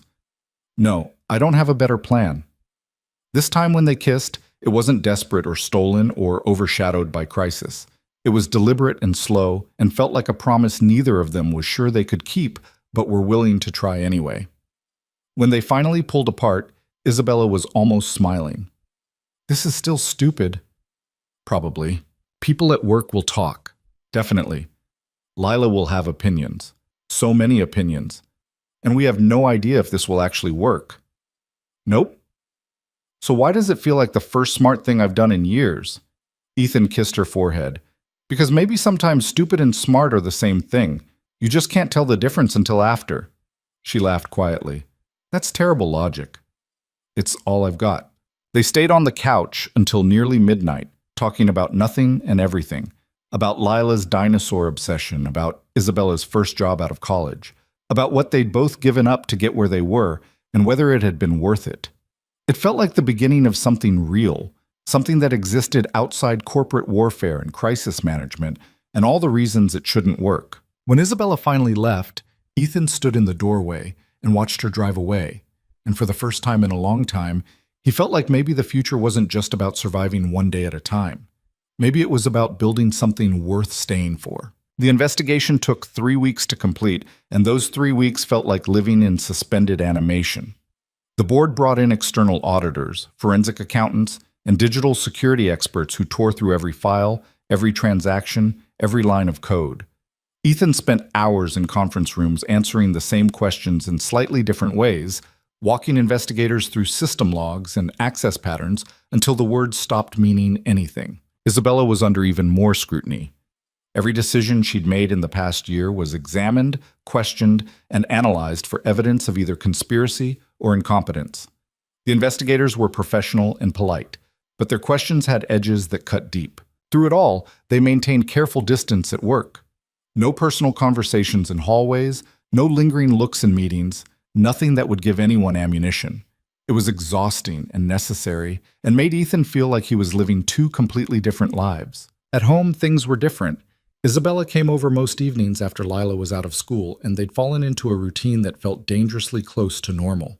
Dinner around the kitchen table with Lila dominating the conversation. Homework help that Isabella provided with surprising patience. Bedtime stories that they took turns reading. And after Lila was asleep, they'd sit together on the couch and talk about everything except work, building something that existed entirely separate from the corporate battlefield. Lila had adjusted to Isabella's presence with the easy acceptance of a child who'd never known stability to be guaranteed. She stopped asking when Isabella was coming over and started assuming she would be, setting 3 places at dinner without being asked, saving drawings to show her, incorporating her into the fabric of their small family like she'd always been there. It should have felt rushed, too fast, reckless. Instead, it felt like something clicking into place that had been misaligned for years. But reality had a way of intruding on comfortable illusions. On a Thursday afternoon, 2.5 weeks into the investigation, Ethan's phone rang. Unknown number. He almost didn't answer, but something made him pick up. "Mr. Cross?" A woman's voice, professional and cool. "Speaking. This is Jennifer Walsh from Kepler and Associates. I represent Damian Voss and Marcus Chen. I'd like to discuss your testimony in the ongoing investigation." Ethan's blood went cold. "I don't think I should be talking to you. I understand your hesitation, but I'm not asking you to change your story. I'm simply trying to understand the full context of what happened. My clients maintain they were framed, and I believe you might have information that supports that theory. I gave my testimony to the investigators. That's all I have to say. Mr. Cross, I've done some research on you. Single father, modest income, no significant savings. The kind of person who might be vulnerable to pressure from someone in a position of power. Someone like Isabella Hart." "What are you implying?" "I'm implying that Ms. Hart has a history of eliminating threats to her authority. I'm implying that she may have manipulated evidence and convinced you to support her narrative. And I'm implying that when this comes to light, you'll be caught in the crossfire unless you're willing to reconsider your position. My position is based on evidence. Digital forensics, system logs, code analysis, facts, not narratives. Facts can be manipulated, Mr. Cross, especially by someone with the resources and motivation that Miss Hart possesses. Think carefully about whose side you want to be on when this investigation concludes. My clients are prepared to be very generous to witnesses who help establish the truth." The line went dead before Ethan could respond. He sat there staring at his phone, anger and anxiety warring in his chest. This was it. The counterattack he'd known was coming. Damian and Marcus weren't going down quietly. They were going to fight, and they were going to use every weapon they had. He called Isabella immediately. "Damian's lawyer just contacted me," he said without preamble. "Tried to get me to change my testimony, implied you'd manipulated evidence and that I'd be caught in the crossfire if I didn't switch sides." Isabella was quiet for a long moment. "What did you tell her?" "That my testimony was based on facts and I had nothing more to say." "Good. Don't engage with them again. Forward any other contact attempts to the company's legal team. Isabella, they're coming after you hard. If they can't discredit the evidence, they'll try to discredit us." "I know. It's what I'd do in their position." Her voice was tired. "Are you having second thoughts? About the investigation? No. The evidence is solid." "That's not what I meant." Ethan understood what she was asking. "No second thoughts about us either. But we need to be prepared for this to get uglier." "It's already ugly. It's going to get worse." She was right. Over the next few days, articles started appearing in business publications. carefully worded pieces that didn't directly accuse Isabella of wrongdoing, but raised questions about her leadership style, her decision-making, her relationships with subordinates. Nothing explicit enough to be actionable, but damaging nonetheless. The worst one appeared in a prominent tech industry blog. The headline read, "Vanguard Systems CEO's questionable judgment. Investigation reveals conflicts of interest." The article didn't name Ethan specifically, but it referenced inappropriate relationships between executive leadership and lower-level employees and suggested that the investigation into Damien and Marcus was motivated by personal vendettas rather than genuine concern for the company. Ethan read it on his phone during lunch break and felt sick. They'd been careful, hadn't they? They'd maintained distance at work, kept things professional. How had anyone found out? The answer came that evening when he got home and found Isabella already there, sitting at his kitchen table with Lila doing homework. Her expression told him she'd seen the article too. "Lila, sweetheart, why don't you go play in your room for a bit?" Ethan said, trying to keep his voice normal. "But I'm not done with math." "You can finish it after dinner. Go on." Lila looked between them, her 7-year-old instincts picking up on the tension. She gathered her books without further protest and disappeared down the hall. "They know," Isabella said flatly once Lila was gone. "How?" "Does it matter? Someone saw us together outside of work. Someone talked. Someone put pieces together that we thought were separate." She rubbed her face with both hands. "I should have been more careful. We were careful. Not careful enough. And now they're using it against me. Against us." She looked up at him, and there was fear in her eyes. "Ethan, this could destroy your career. If they make this look like I was manipulating you, using our relationship to manufacture evidence against my rivals, that's not what happened." "Doesn't matter. It's what they'll say happened. And some people will believe it because it's easier than accepting that executives they've worked with for years are capable of betrayal." Ethan sat down across from her, taking her hands. "So what do we do?" "I don't know. The honest answer is, I don't know. We can deny it, but that makes us look like we're hiding something. We can admit it, but that validates their narrative about conflicts of interest. Or we can just tell the truth, that we met under unusual circumstances, that a relationship developed, but that it had nothing to do with the investigation or the evidence we found. The truth sounds naive when you say it out loud. Maybe, but it's all we have." They sat there in the quiet kitchen, holding hands across homework papers and the debris of Lila's school day, and tried to figure out how to navigate something neither of them had experience with. "I need to tell you something," Isabella said finally, "before this gets worse, and you don't hear it from me first." "Okay?" "There was someone, before you, years ago, when I was still climbing the ladder, another executive, someone with power and influence. We had a relationship, and when it ended badly, he made sure everyone knew I'd slept my way into consideration for promotions I'd actually earned." Ethan's hands tightened on hers. "What happened?" "I survived. Barely. Had to work twice as hard, prove myself 3 times over, endure endless whispers and sideways looks. Eventually, I outlasted him, and everyone forgot. But it taught me that relationships in this world are weapons that will be used against you the moment they're convenient. I'm not him. I know, but they'll make you look like him. They'll make me look like someone who uses people and discards them when they're no longer useful, and you'll get caught in that blast radius. Then we fight back, together. That's easy to say now. Wait until your name is in the articles. Wait until people at work start treating you differently. Wait until it affects Lila." The mention of his daughter made Ethan pause.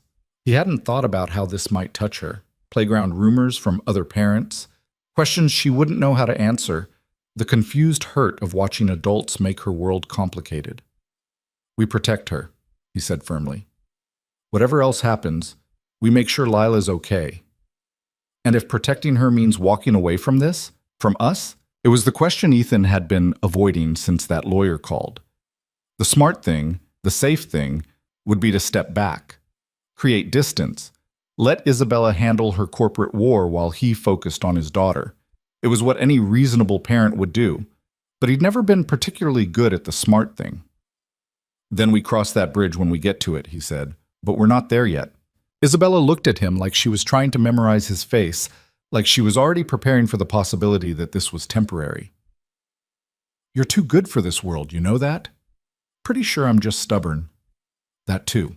Lila emerged from her room then, apparently tired of being patient, and the conversation had to shift back to homework and dinner plans, and whether watching a dinosaur documentary for the 18th time counted as educational television.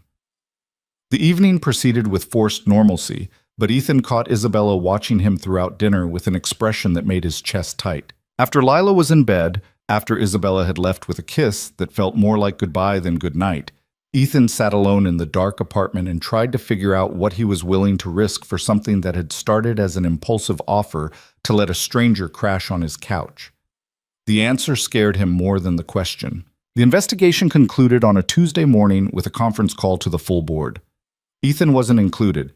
He wasn't important enough for that level of corporate theater, but Isabella texted him updates between sessions. Evidence confirmed. Timeline verified. Damien and Marcus's suspension upgraded to termination with cause. Relief flooded through him, followed immediately by tension. Victory didn't mean safety, not when the people they'd exposed still had resources and motivation for revenge. The official announcement went out at 2 p.m. Vanguard Systems was terminating Damien Voss and Marcus Chen for gross misconduct, data manipulation, and attempted corporate sabotage. The board extended full confidence in Isabella Hart's leadership and apologized for the disruption to company operations.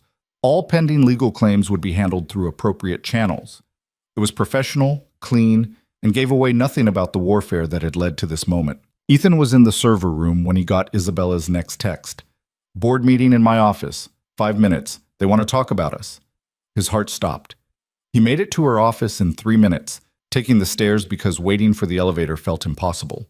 Isabella's assistant waved him in without comment, which felt ominous. The office was empty except for Isabella and Richard Sterling.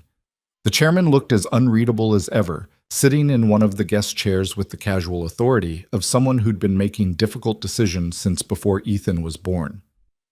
"Mr. Cross," Sterling said, "thank you for joining us. Close the door, please." Ethan did, feeling like he was walking into an execution. "I'll be direct," Sterling continued. "The investigation cleared both of you of any wrongdoing related to the data manipulation. Your evidence was solid, your testimony consistent, and the forensic analysis confirmed everything you claimed. Damien and Marcus were guilty, and you helped expose them. The board is grateful." "But," Ethan said, because there was clearly a but coming, "but the matter of your personal relationship is more complicated. The articles, while speculative, have raised questions about judgment and propriety. The board needs to know the nature of that relationship and whether it influenced the investigation in any way." Ethan looked at Isabella. She gave a small nod, permission to be honest. "We met under unusual circumstances," Ethan said carefully. "Ms. Hart needed temporary housing. I offered my couch, and over time a friendship developed into something more. But that happened after I'd already identified the system irregularities and brought them to her attention. Our relationship didn't influence the investigation. The data did." "When exactly did this relationship begin?" "Romantically, about 2 weeks ago. But she'd been staying at my apartment periodically for a month before that, and we became friends during that time." Sterling looked at Isabella. "Is this accurate?" "Yes. Ethan brought the data anomalies to me before there was anything personal between us. The investigation proceeded based on evidence, not emotion." "And you're both aware that this creates complicated optics for the company?" "We're aware," Isabella said. "We've been trying to manage it appropriately." "By hiding it?" "By keeping it private while we figured out what it was. But clearly, we weren't successful." Sterling was quiet for a long moment, studying them both.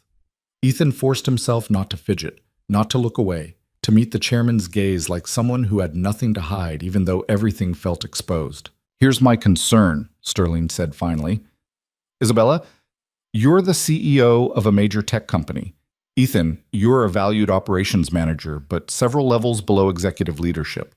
The power dynamic is unavoidable, and it creates liability for the company if this relationship were to end badly." "I understand that," Isabella said. "Do you?" "Because in my experience, people who mix personal and professional lives rarely understand the full implications until it's too late." He leaned back. "I'm not saying you need to end the relationship. I'm saying you need to manage it properly. Formal disclosure to HR, clear boundaries at work, and absolute transparency about any decisions that might involve both of you." That's fair, Ethan said. And if either of you decides this isn't working, you need to handle it like adults. No drama, no retaliation, no making it the company's problem. Agreed. Sterling stood. Good. Then as far as the board is concerned, this matter is closed. Isabella, you've retained your position with our full confidence. Ethan, your work during this investigation was exemplary. But don't make us regret giving you both the benefit of the doubt. He left, and Ethan felt like he could finally breathe again. That went better than expected, Isabella said once they were alone. Did it?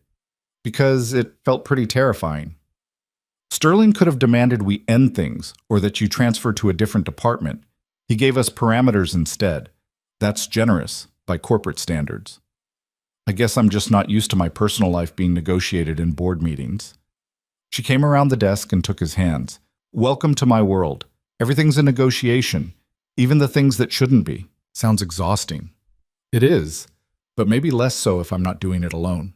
He kissed her forehead. You're not alone, even when Sterling's giving us stern lectures about power dynamics and proper procedures. Speaking of which, we actually do need to file that disclosure with HR. Today? Today. Before someone accuses us of violating policies we're now definitely aware of.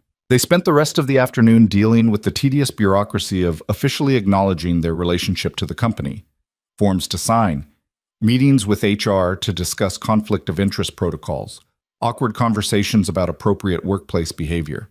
It was simultaneously necessary and humiliating, reducing something that felt important and real to checkboxes on corporate paperwork. But it also made it official.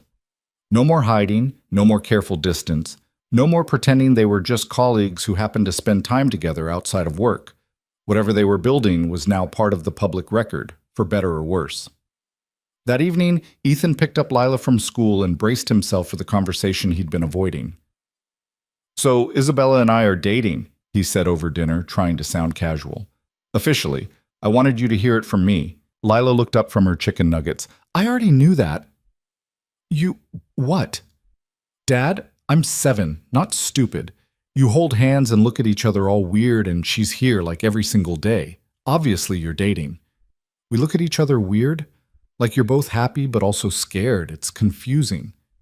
Ethan wasn't sure how to respond to that level of perception from someone who still believed dinosaurs might come back if enough people wished hard enough. Is that okay with you? He asked. That we're dating? Lila considered the question seriously. Will she still come over? Yeah, probably more, actually. Will she still read to me? If you want her to. Will she still know about dinosaurs? I don't think dating changes her dinosaur knowledge. Then it's fine. But Dad? Yeah? Don't mess it up. I like her. I'll do my best, sweetheart. Your best is kind of messy sometimes. Thanks for the vote of confidence. Over the next 2 weeks, life settled into a new pattern. Isabella came over most evenings, sometimes staying for dinner, sometimes staying overnight on the couch when work ran late or she was too tired to drive home. The article about their relationship had sparked some gossip at work, but it faded quickly when no dramatic fallout materialized. People had fresh scandals to discuss, and Ethan and Isabella's decidedly boring relationship wasn't interesting enough to sustain attention. Damien and Marcus fought their terminations, of course. Lawyers filed complaints, demanded additional investigations, made threats about wrongful termination suits. But the evidence was too solid, the board too committed to its decision. Eventually, the noise faded to background static. Ethan thought they'd survived the worst of it. He was wrong. The call came on a Thursday evening while Isabella was helping Lila with a science project about erosion. Ethan's phone rang with a number he didn't recognize, but the area code was local, so he answered. Mr. Cross, this is Amanda from Brookside Elementary. I'm calling about Lila. His heart jumped into his throat. Is she hurt? No, nothing like that. But there was an incident today during recess. Another student said some unkind things, and Lila got into a physical altercation. A physical... Lila hit someone? She pushed Emma Caldwell. Emma fell and scraped her knee. It's not serious, but we do have a zero-tolerance policy for physical contact, and we need you to come in tomorrow to discuss consequences. Ethan closed his eyes. What were the unkind things the other students said? There was a pause. Emma told several children that Lila's dad was dating his boss to get promoted. She used some language that wasn't appropriate for her age, which suggests she overheard adult conversations. The bottom dropped out of Ethan's stomach. I'll be there tomorrow morning. He hung up and turned to find Isabella and Lila both watching him. Lila's expression was defiant, which meant she knew exactly what the call was about. Lila, can you give us a minute? Ethan said. I'm not sorry I pushed her. Room, now. We'll talk about this in a minute. Lila stomped off and Ethan sank onto the couch. Isabella sat beside him, her expression stricken. They got to her, Ethan said flatly. The gossip, the rumors, whatever people are saying at work, it filtered down to the parents, and now it's reached the kids. And Lila's paying the price. What did the school say? He repeated the conversation. Isabella went pale. This is my fault, she said. I brought this into your life, into Lila's life. I should have been more careful, should have anticipated. Stop. This isn't your fault. It's the fault of people who can't mind their own business, and parents who talk about things in front of their kids. But Lila got hurt because of my decisions, because I couldn't keep my professional and personal life separate. Isabella, maybe Sterling was right. Maybe this is too complicated, too messy. She stood abruptly. Maybe I should go. Go where? Home. Away. Somewhere that isn't making your daughter's life harder. Ethan stood and caught her arm. Don't. Don't do that. Don't make decisions based on one bad day and one kid saying mean things. It's not going to be one day, Ethan. This is what it means to be with me.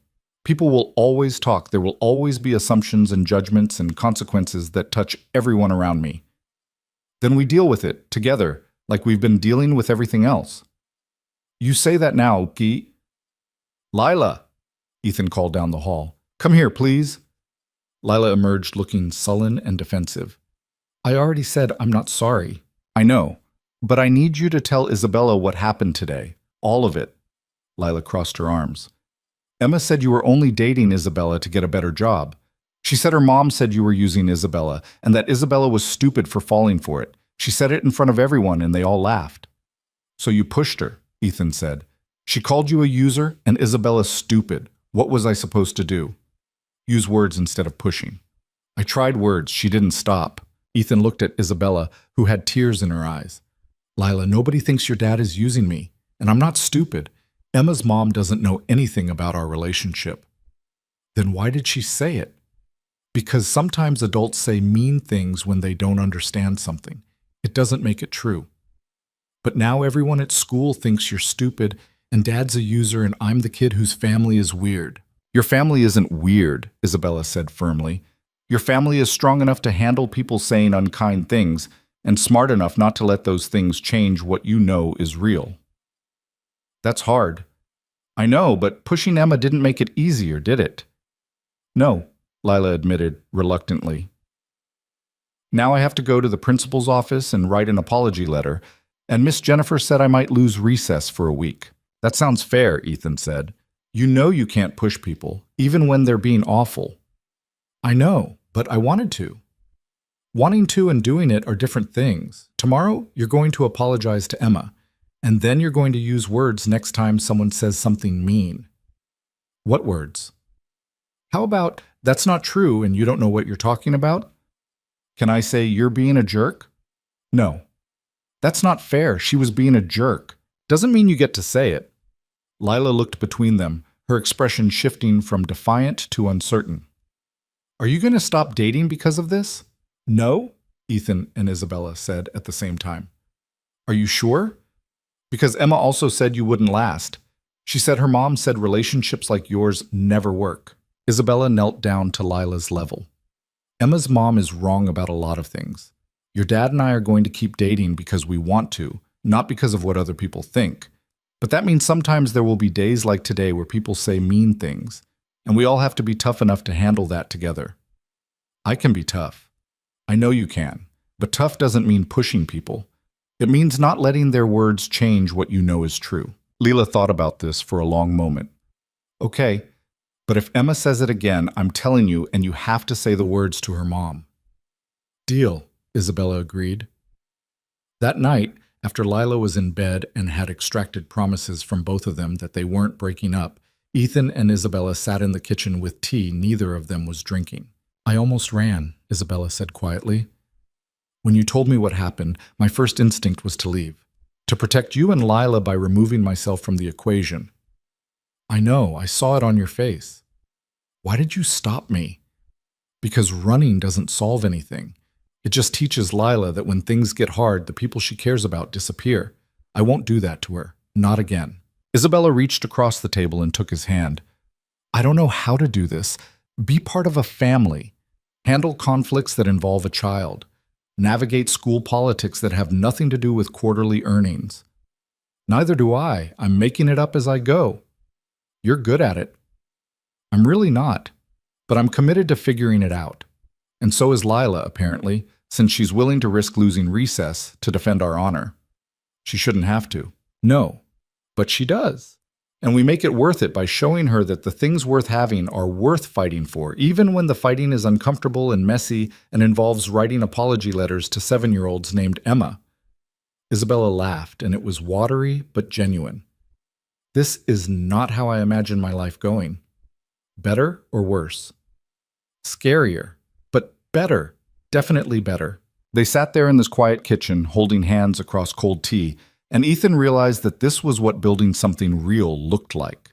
Not smooth or easy or free from conflict, but worth the work of showing up day after day and choosing each other despite all the reasons it would be simpler not to. The meeting at Lila's school the next morning was exactly as uncomfortable as Ethan expected. The principal was sympathetic but firm about the zero-tolerance policy. Lila read her apology letter to Emma, who accepted it with the grudging grace of a child who'd been coached by adults. Emma's mother was conspicuously absent, which Isabella noted with a tight smile. Lila lost recess privileges for 3 days and had to write an essay about conflict resolution. She accepted the consequences without complaint, though she did inform Ethan on the car ride home that Emma hadn't actually apologized for saying mean things in the first place. Life's not always fair, sweetheart, Ethan said. That's a terrible lesson. But an accurate one. Things settled after that, returning to whatever passed for normal in their reconfigured life. The gossip at work died down. Lila's classmates moved on to other dramas. Isabella started keeping a toothbrush and spare clothes at the apartment, small invasions that made the space feel more like theirs than just his. And slowly, carefully, they built something that felt sustainable. Not perfect. They argued about work-life balance and how much time Isabella spent at the office and whether Lila needed to eat quite so many chicken nuggets. But real, with rough edges and compromises, and the kind of trust that only comes from surviving difficult things together. One Saturday morning, about 6 weeks after the investigation concluded, Ethan woke to find Isabella's side of the bed empty.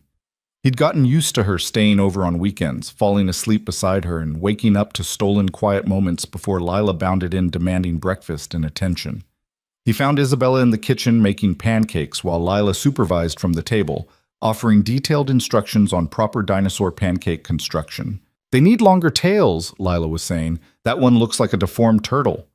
It's abstract dinosaur art, Isabella defended. It's a blob with legs. Harsh but fair. Ethan leaned against the doorframe and watched them, this snapshot of domesticity that had snuck up on him. Isabella in his kitchen wearing one of his old t-shirts, his daughter critiquing her cooking, sunlight streaming through windows that had seen so many mornings just him and Lila alone. You two are up early, he said. Lila wanted pancakes shaped like specific dinosaurs, Isabella explained. Apparently I'm not skilled enough to freehand a proper stegosaurus. Nobody is, Ethan assured her. It's an impossible standard. They ate breakfast together, the three of them crowded around the small kitchen table, and Ethan thought about all the ways his life had changed in the past 3 months. How a random late night at the office had led to this. Pancakes and terrible dinosaur shapes, and a woman he was maybe falling in love with laughing at his daughter's commentary. It was terrifying and imperfect, and nothing like what he'd planned.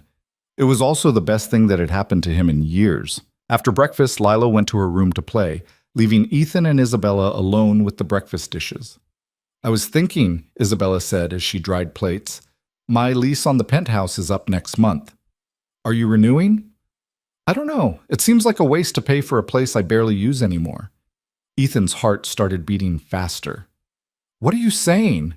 I'm saying this apartment is cramped and your couch is terrible and Lila deserves a bigger bedroom.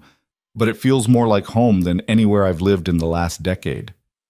Isabella, I'm not proposing we move in together officially. That's too fast and probably irresponsible. But maybe I could not renew the lease. Find something smaller, closer to here. Be more present instead of always dividing myself between two places. You want to be more present? I want to be where you are, where Lila is, where things feel real instead of performed. She set down the dish towel. Is that completely insane? Probably, but I think we've established that insane is kind of our thing. She smiled, and it was that genuine smile he'd come to recognize, the one that meant she felt safe enough to be honest. So you're okay with it? Me being around more? Yeah, I'm very okay with it. Lila might have opinions. Lila has opinions about everything, but I think she'll be on board with this particular plan. They finished the dishes in comfortable silence, and Ethan tried not to think too hard about what this meant, where it was leading, all the ways it could still fall apart. For now, it was enough that Isabella wanted to stay, wanted to build something with them, wanted to turn their accidental collision into something intentional and lasting. The future was still uncertain. It always would be. But uncertainty felt different when you weren't facing it alone. 3 months later, the call came on a Tuesday afternoon while Ethan was knee-deep in a system migration that should have been straightforward, but had turned into the kind of technical nightmare that made him question his career choices.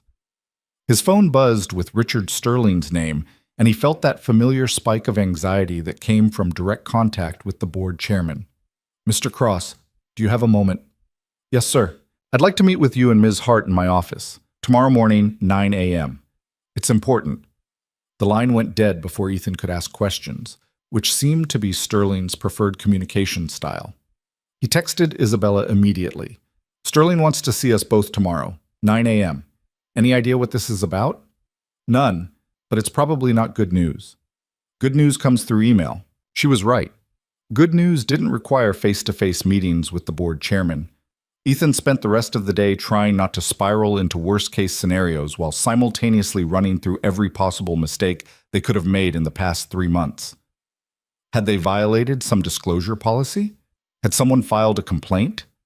Had the board decided their relationship was too complicated after all? That evening, Isabella came over for dinner looking as tense as he felt. Lila picked up on the mood immediately. What's wrong? She asked, pausing mid-bite of spaghetti. Nothing's wrong, Ethan said automatically. Dad, you're doing the worried face again, and Isabella looks like she's about to throw up. Something's definitely wrong. We have an important meeting tomorrow, Isabella said. It's making us both nervous. What kind of meeting? The kind where powerful people decide things about your life, Ethan said, then immediately regretted it when he saw Lila's expression shift to fear. Are they going to fire you? I don't know, sweetheart. Maybe. Hopefully not. Can they fire Isabella too? Technically, yes. She works for the board so they can remove her if they want. Lila put down her fork, her 7-year-old mind working through the implications. If you both get fired, can we still live here? Will we have to move? And there it was. The fear that lived underneath every child of a single parent. The knowledge that stability was always conditional, always one bad day away from collapsing. Ethan had thought they'd moved past that, built enough security that Lila didn't have to worry about these things anymore. Apparently, he'd been wrong. We're not going to lose the apartment, he said firmly. No matter what happens tomorrow, we're okay. You're okay. But what if, Lila? Isabella reached across the table and took her hand. Your dad has been doing his job well for years. I've been running this company successfully since before you were born. Whatever happens tomorrow, we're both going to land on our feet. And even if the worst possible thing happens, you still have 2 adults who care about you and will make sure you're taken care of. That doesn't change. Promise? Promise. Lila seemed somewhat reassured, though she spent the rest of dinner quieter than usual, pushing spaghetti around her plate and stealing worried glances at both of them. After she went to bed, Ethan and Isabella sat on the couch and tried to prepare for every possible scenario. What if they're offering you a promotion? Isabella suggested without much conviction. To what? I'm already operations manager. The next step up is VP level, and there's no VP position open. Maybe they're creating one. Or maybe they've decided our relationship is too much of a liability, and they're forcing one of us out. Optimistic. Realistic. She leaned against him, and he wrapped an arm around her shoulders, pulling her close. They'd gotten good at this, finding comfort in proximity, in the simple fact of not being alone when things felt overwhelming. "Whatever happens tomorrow," Isabella said quietly, "I don't regret this. Any of it." That sounds ominously like a goodbye. It's not. It's just acknowledgement that we took a risk, and even if it doesn't work out the way we hoped, it was still worth taking. You're definitely making me feel better about tomorrow. Sorry, I'm catastrophizing. We both are. They went to bed early, but neither of them slept well. Ethan lay awake listening to Isabella's breathing, thinking about all the ways their carefully built life could fracture, all the decisions that had led them here, all the moments where a different choice might have kept things simpler but less meaningful. Morning came too fast and too slow simultaneously. Lila was unusually clingy at breakfast, hugging both of them longer than necessary before school. Ethan dropped her off and watched her walk into the building, his chest tight with the weight of uncertainty. At the office, he met Isabella in the lobby. She was wearing her CEO armor, perfectly tailored suit, hair immaculate, expression giving nothing away. But he could see the tension in her shoulders, the tightness around her eyes. "Ready?" she asked. "Not even a little bit." "Me neither. Let's go." Sterling's office was on the top floor, a space designed to intimidate with floor-to-ceiling windows and furniture that probably cost more than Ethan's car. The chairman was already there, along with two other board members Ethan recognized but had never spoken to, Sarah Chen and Michael Rodriguez, both heavy hitters in the tech investment world. "Thank you for coming," Sterling said, gesturing to chairs. "Please, sit." They sat. Ethan tried to read the room, looking for clues and expressions and body language, but everyone was professionally neutral. Sterling folded his hands on his desk. "I'll get straight to the point. The board has been discussing the future leadership structure of Vanguard Systems, and we've made some decisions that affect both of you." Here it comes, Ethan thought, the other shoe finally dropping. "Isabella, your leadership during the crisis with Damien and Marcus was exemplary. You identified a serious threat, handled it decisively, and protected the company's interests. The board has full confidence in your continued role as CEO." Isabella nodded, but her expression didn't change. She was waiting for the second part, the complication that would undermine the praise. Sterling turned to Ethan. "Mr. Cross, your work during the investigation was equally impressive. You identified system irregularities that could have gone unnoticed for months. You demonstrated technical expertise and ethical integrity, and you helped build an airtight case. That level of competence and judgment is rare." "Thank you," Ethan said carefully, still waiting for the axe. "Which is why the board would like to offer you a newly created position, Vice President of Systems Integrity. You'd be responsible for overseeing all technical operations, implementing security protocols, and serving as a check against the kind of internal manipulation we experienced with Damien. It's a significant promotion with commensurate salary and benefits." Ethan's brain stalled. "I'm sorry, what?" Sarah Chen spoke up. "We're offering you a VP position, Mr. Cross. Substantial raise, executive benefits, direct report to the CEO. It's recognition for the work you've already been doing and an investment in preventing future security breaches." "But," Ethan looked at Isabella, trying to read her reaction, but her CEO mask was firmly in place. "That would mean working directly under Ms. Hart. Given our relationship, isn't that a conflict of interest?" "It would be," Sterling agreed, "which is why we're implementing a modified reporting structure. You'd technically report to the board through a designated liaison, me specifically, with operational oversight remaining with Ms. Hart. It's not perfect, but it addresses the immediate conflict while allowing us to benefit from your expertise." "You're offering me a promotion," Ethan said slowly, "and redesigning reporting structures to accommodate my personal relationship with the CEO. We're recognizing talent and solving problems," Rodriguez said. "That's what boards do. The alternative is losing a valuable employee because of unnecessarily rigid policies. That seems counterproductive." Ethan looked at Isabella again. This time her expression had shifted slightly, surprise and something that might have been hope. "What do you think?" he asked her directly. "I think you've earned this. Your work during the crisis was exceptional, and the company needs someone in that role who understands systems security at a fundamental level. But it's your decision. If the modified reporting structure makes you uncomfortable, would you be comfortable with it?" "Yes. I trust Sterling to provide appropriate oversight, and I trust you to maintain professional boundaries when we're at work. We've been doing it successfully for months already." Sterling cleared his throat.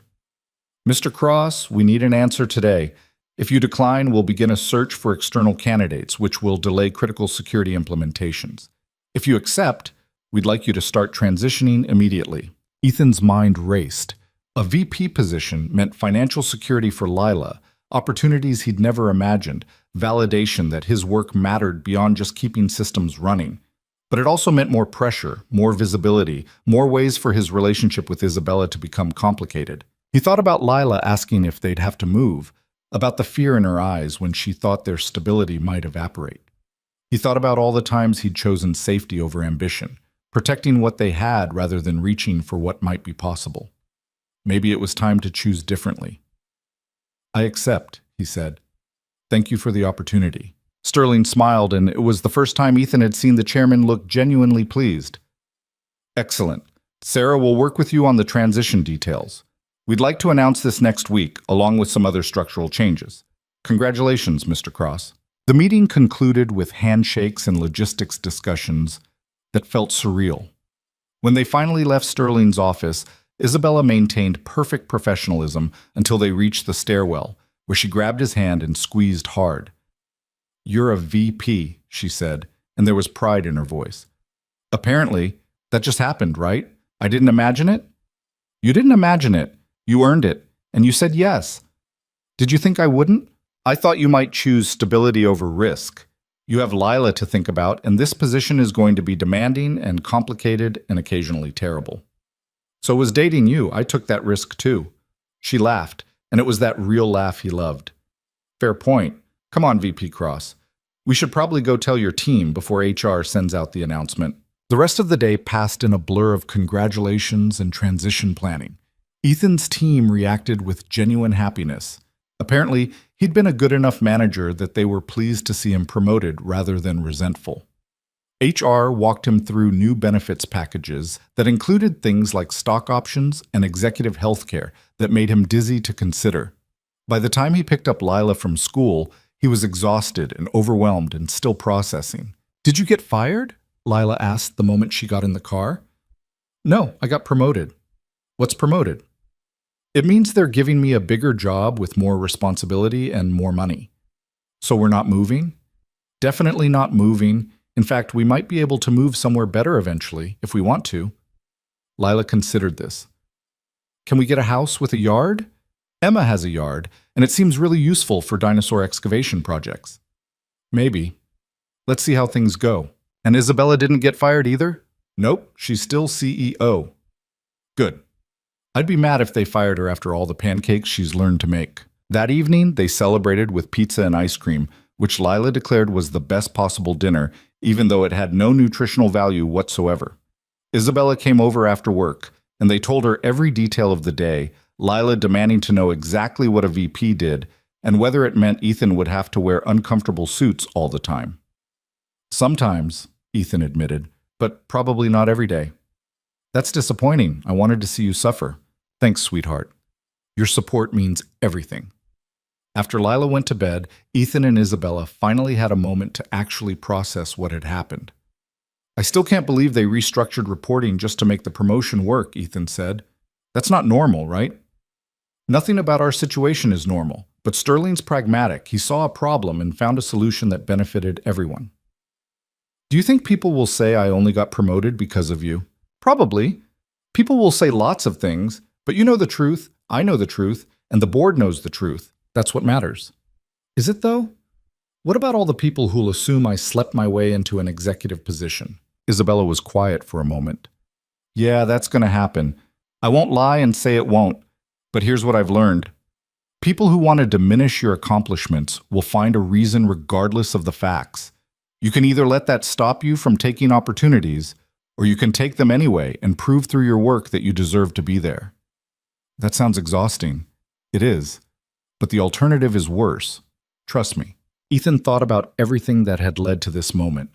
The late-night encounter, the couch arrangements, the conspiracy they'd uncovered, the relationship they'd built despite all the reasons it should have failed. None of it had been smooth or easy or followed any recognizable path, but it had been real. I need to tell you something, he said, and you need to not freak out. Isabella tensed. That's a terrible way to start a sentence. I know, but I need to say it anyway.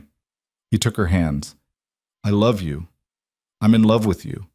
I have been for a while, but today made me realize I need to actually say it instead of just assuming you know. She stared at him, and he watched several emotions cross her face: surprise, fear, joy, terror. You love me, she repeated. Yeah, is that okay? It's terrifying. But okay. I don't know, I haven't let myself think about love because love means vulnerability, and vulnerability means people can destroy you.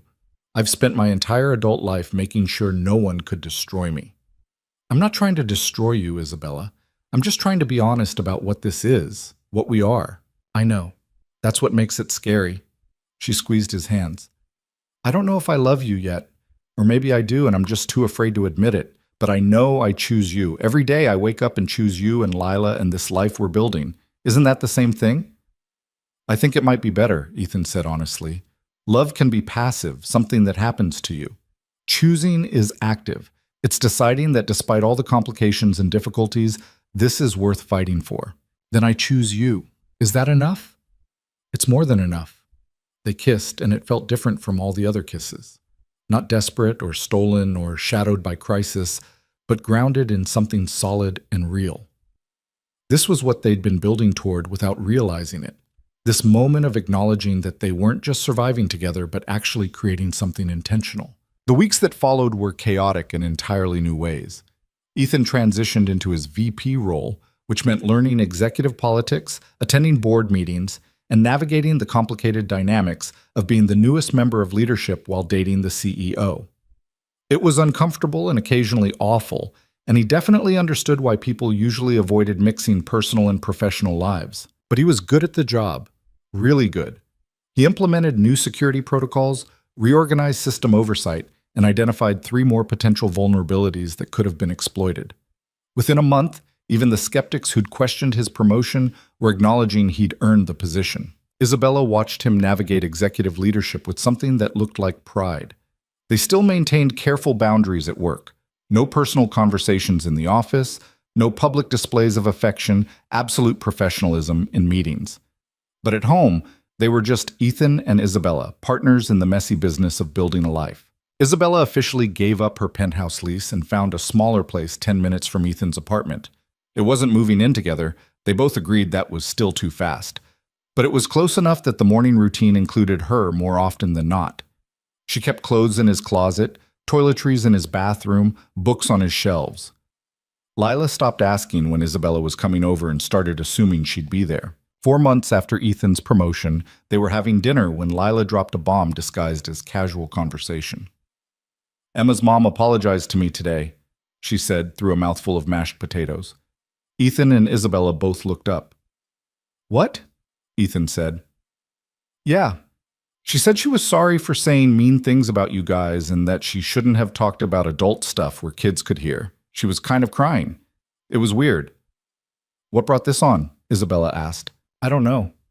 Emma said her parents are getting divorced, and her mom's been really sad. Maybe she felt bad about being mean before? Ethan and Isabella exchanged glances.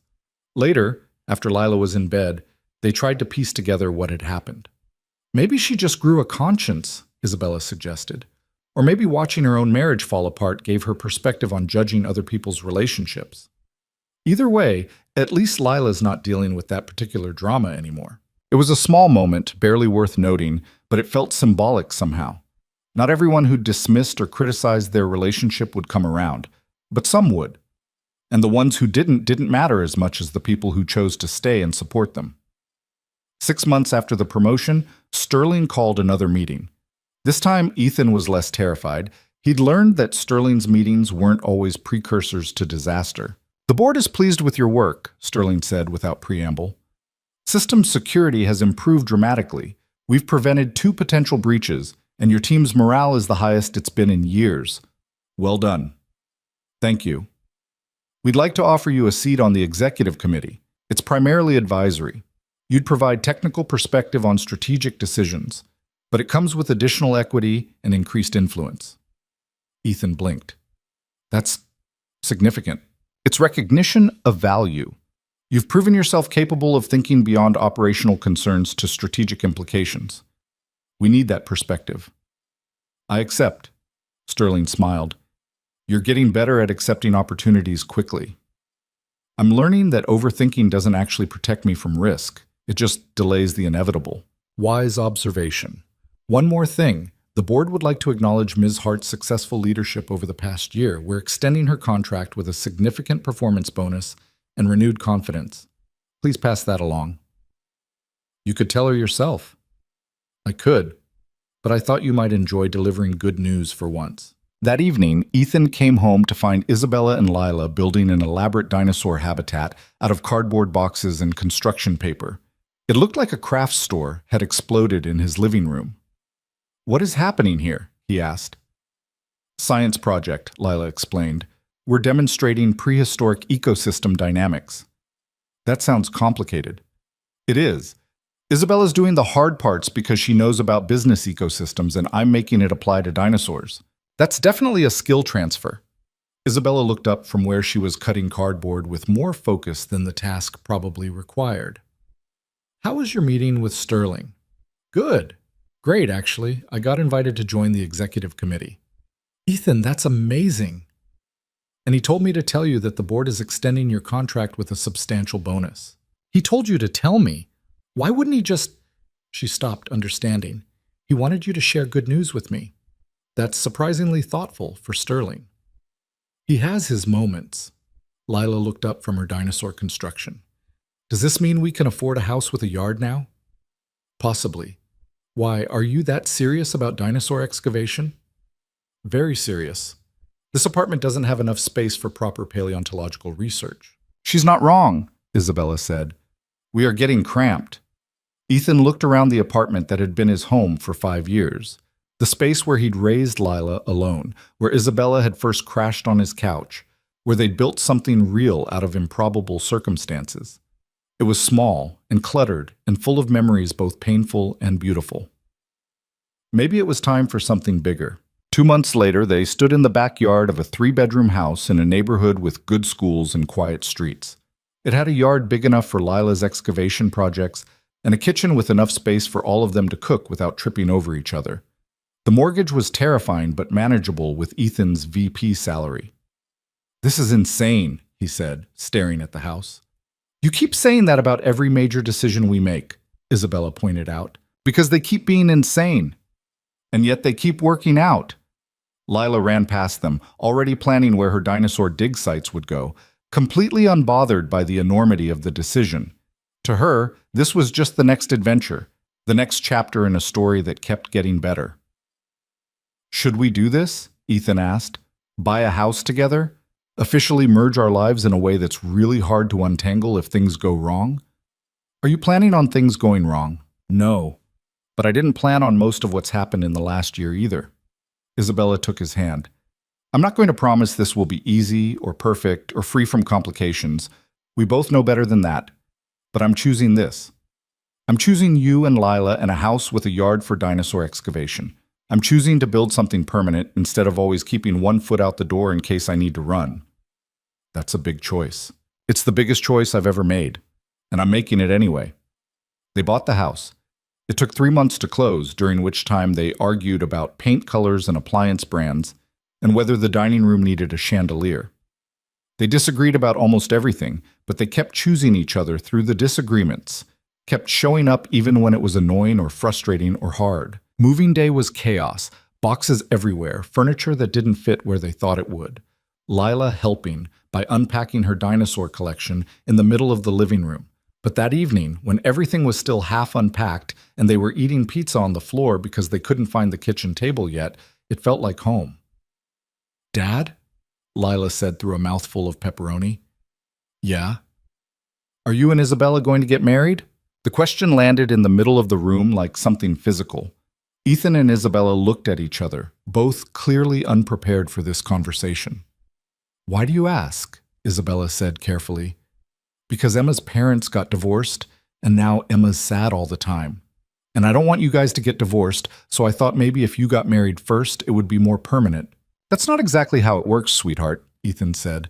Marriage doesn't guarantee people stay together. Sometimes people get married and it still doesn't work out. But sometimes it does work out, right? Sometimes it does. So why not try? It was the kind of logic that only made sense coming from a 7-year-old, but it hit harder than it should have. Why not try? They'd already taken every other risk, already chosen each other through crisis and complication and corporate warfare. What was one more commitment? We'll think about it, Isabella said finally. But right now, let's focus on getting this house unpacked before we're buried under cardboard boxes. That night, after Lila was asleep in her new bedroom, Ethan and Isabella sat on the back porch watching the city lights in the distance. She asked about marriage, Isabella said. I noticed. Does the idea terrify you? Completely. You? More than almost anything. She leaned against him. But I'm starting to think being terrified might be a sign I'm doing something important instead of something safe. Is that a yes? It's a maybe. Ask me again in 6 months after we've survived living together full time and I haven't run screaming back to corporate isolation. Deal. They sat in comfortable silence, and Ethan thought about how far they'd come from that night on the 43rd floor when he'd found a stranger sitting on the floor looking lost. How one improbable decision had cascaded into a completely different life, one that was messier and scarier and more meaningful than anything he'd planned. 6 months later, Ethan proposed on a random Tuesday evening after dinner. No grand gesture, no elaborate plan, just the two of them doing dishes while Lila practiced reading in the next room. He turned to Isabella, soap suds on his hands, and said, I still think this is insane, but I want to do it anyway. Will you marry me?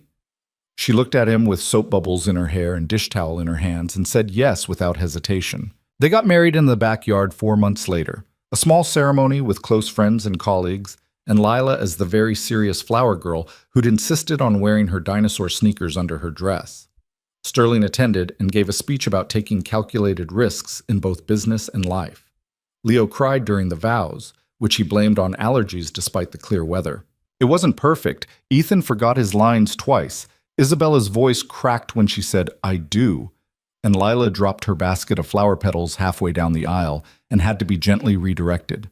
But it was real and honest and exactly right for who they were. The reception was in their backyard, catered food and string lights and music that ranged from classical to the dinosaur documentary theme song because Lila had strong opinions about the playlist.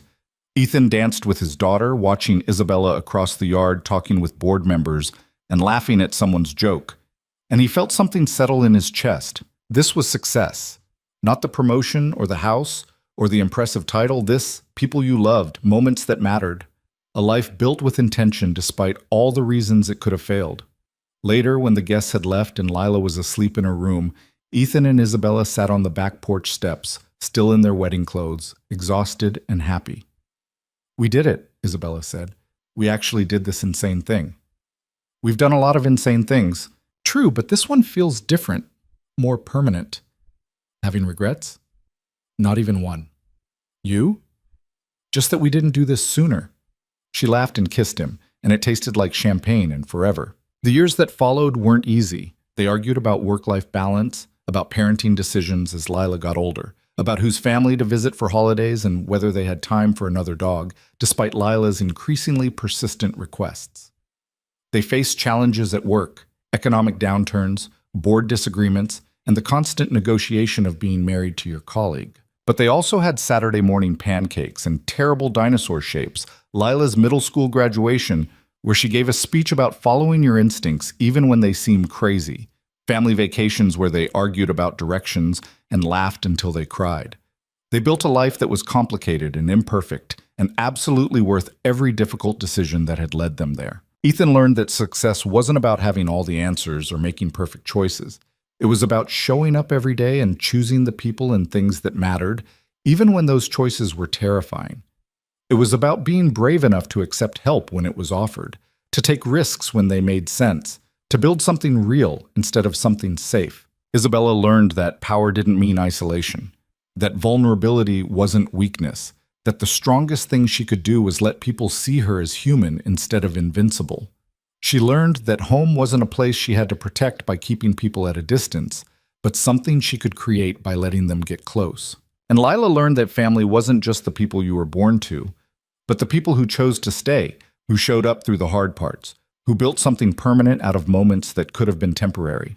10 years after that night on the 43rd floor, Ethan stood in the backyard watching Lila, now 17 and heading to college in the fall, help Isabella with the garden they'd planted together.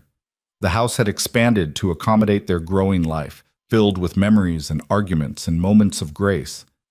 Isabella looked up and caught his eye, and even after a decade together, there was still that spark of recognition, that sense of having found something rare and valuable. "What are you thinking?" she called across the yard. "That I'm glad I offered you my couch. Your terrible couch that gave me a permanent crick in my neck? That's the one." She walked over, leaving Lila to handle the garden alone, and wrapped her arms around him. Best worst decision either of us ever made. Top 5 at least. They stood there in the backyard of a life they'd accidentally built, and Ethan thought about all the ways things could have gone differently. If he'd kept walking that night, if Isabella had found a hotel, if they'd chosen safety over connection at any of 100 crucial moments, but they hadn't. They'd chosen each other, imperfectly and repeatedly, building something that lasted not because it was easy, but because it was real.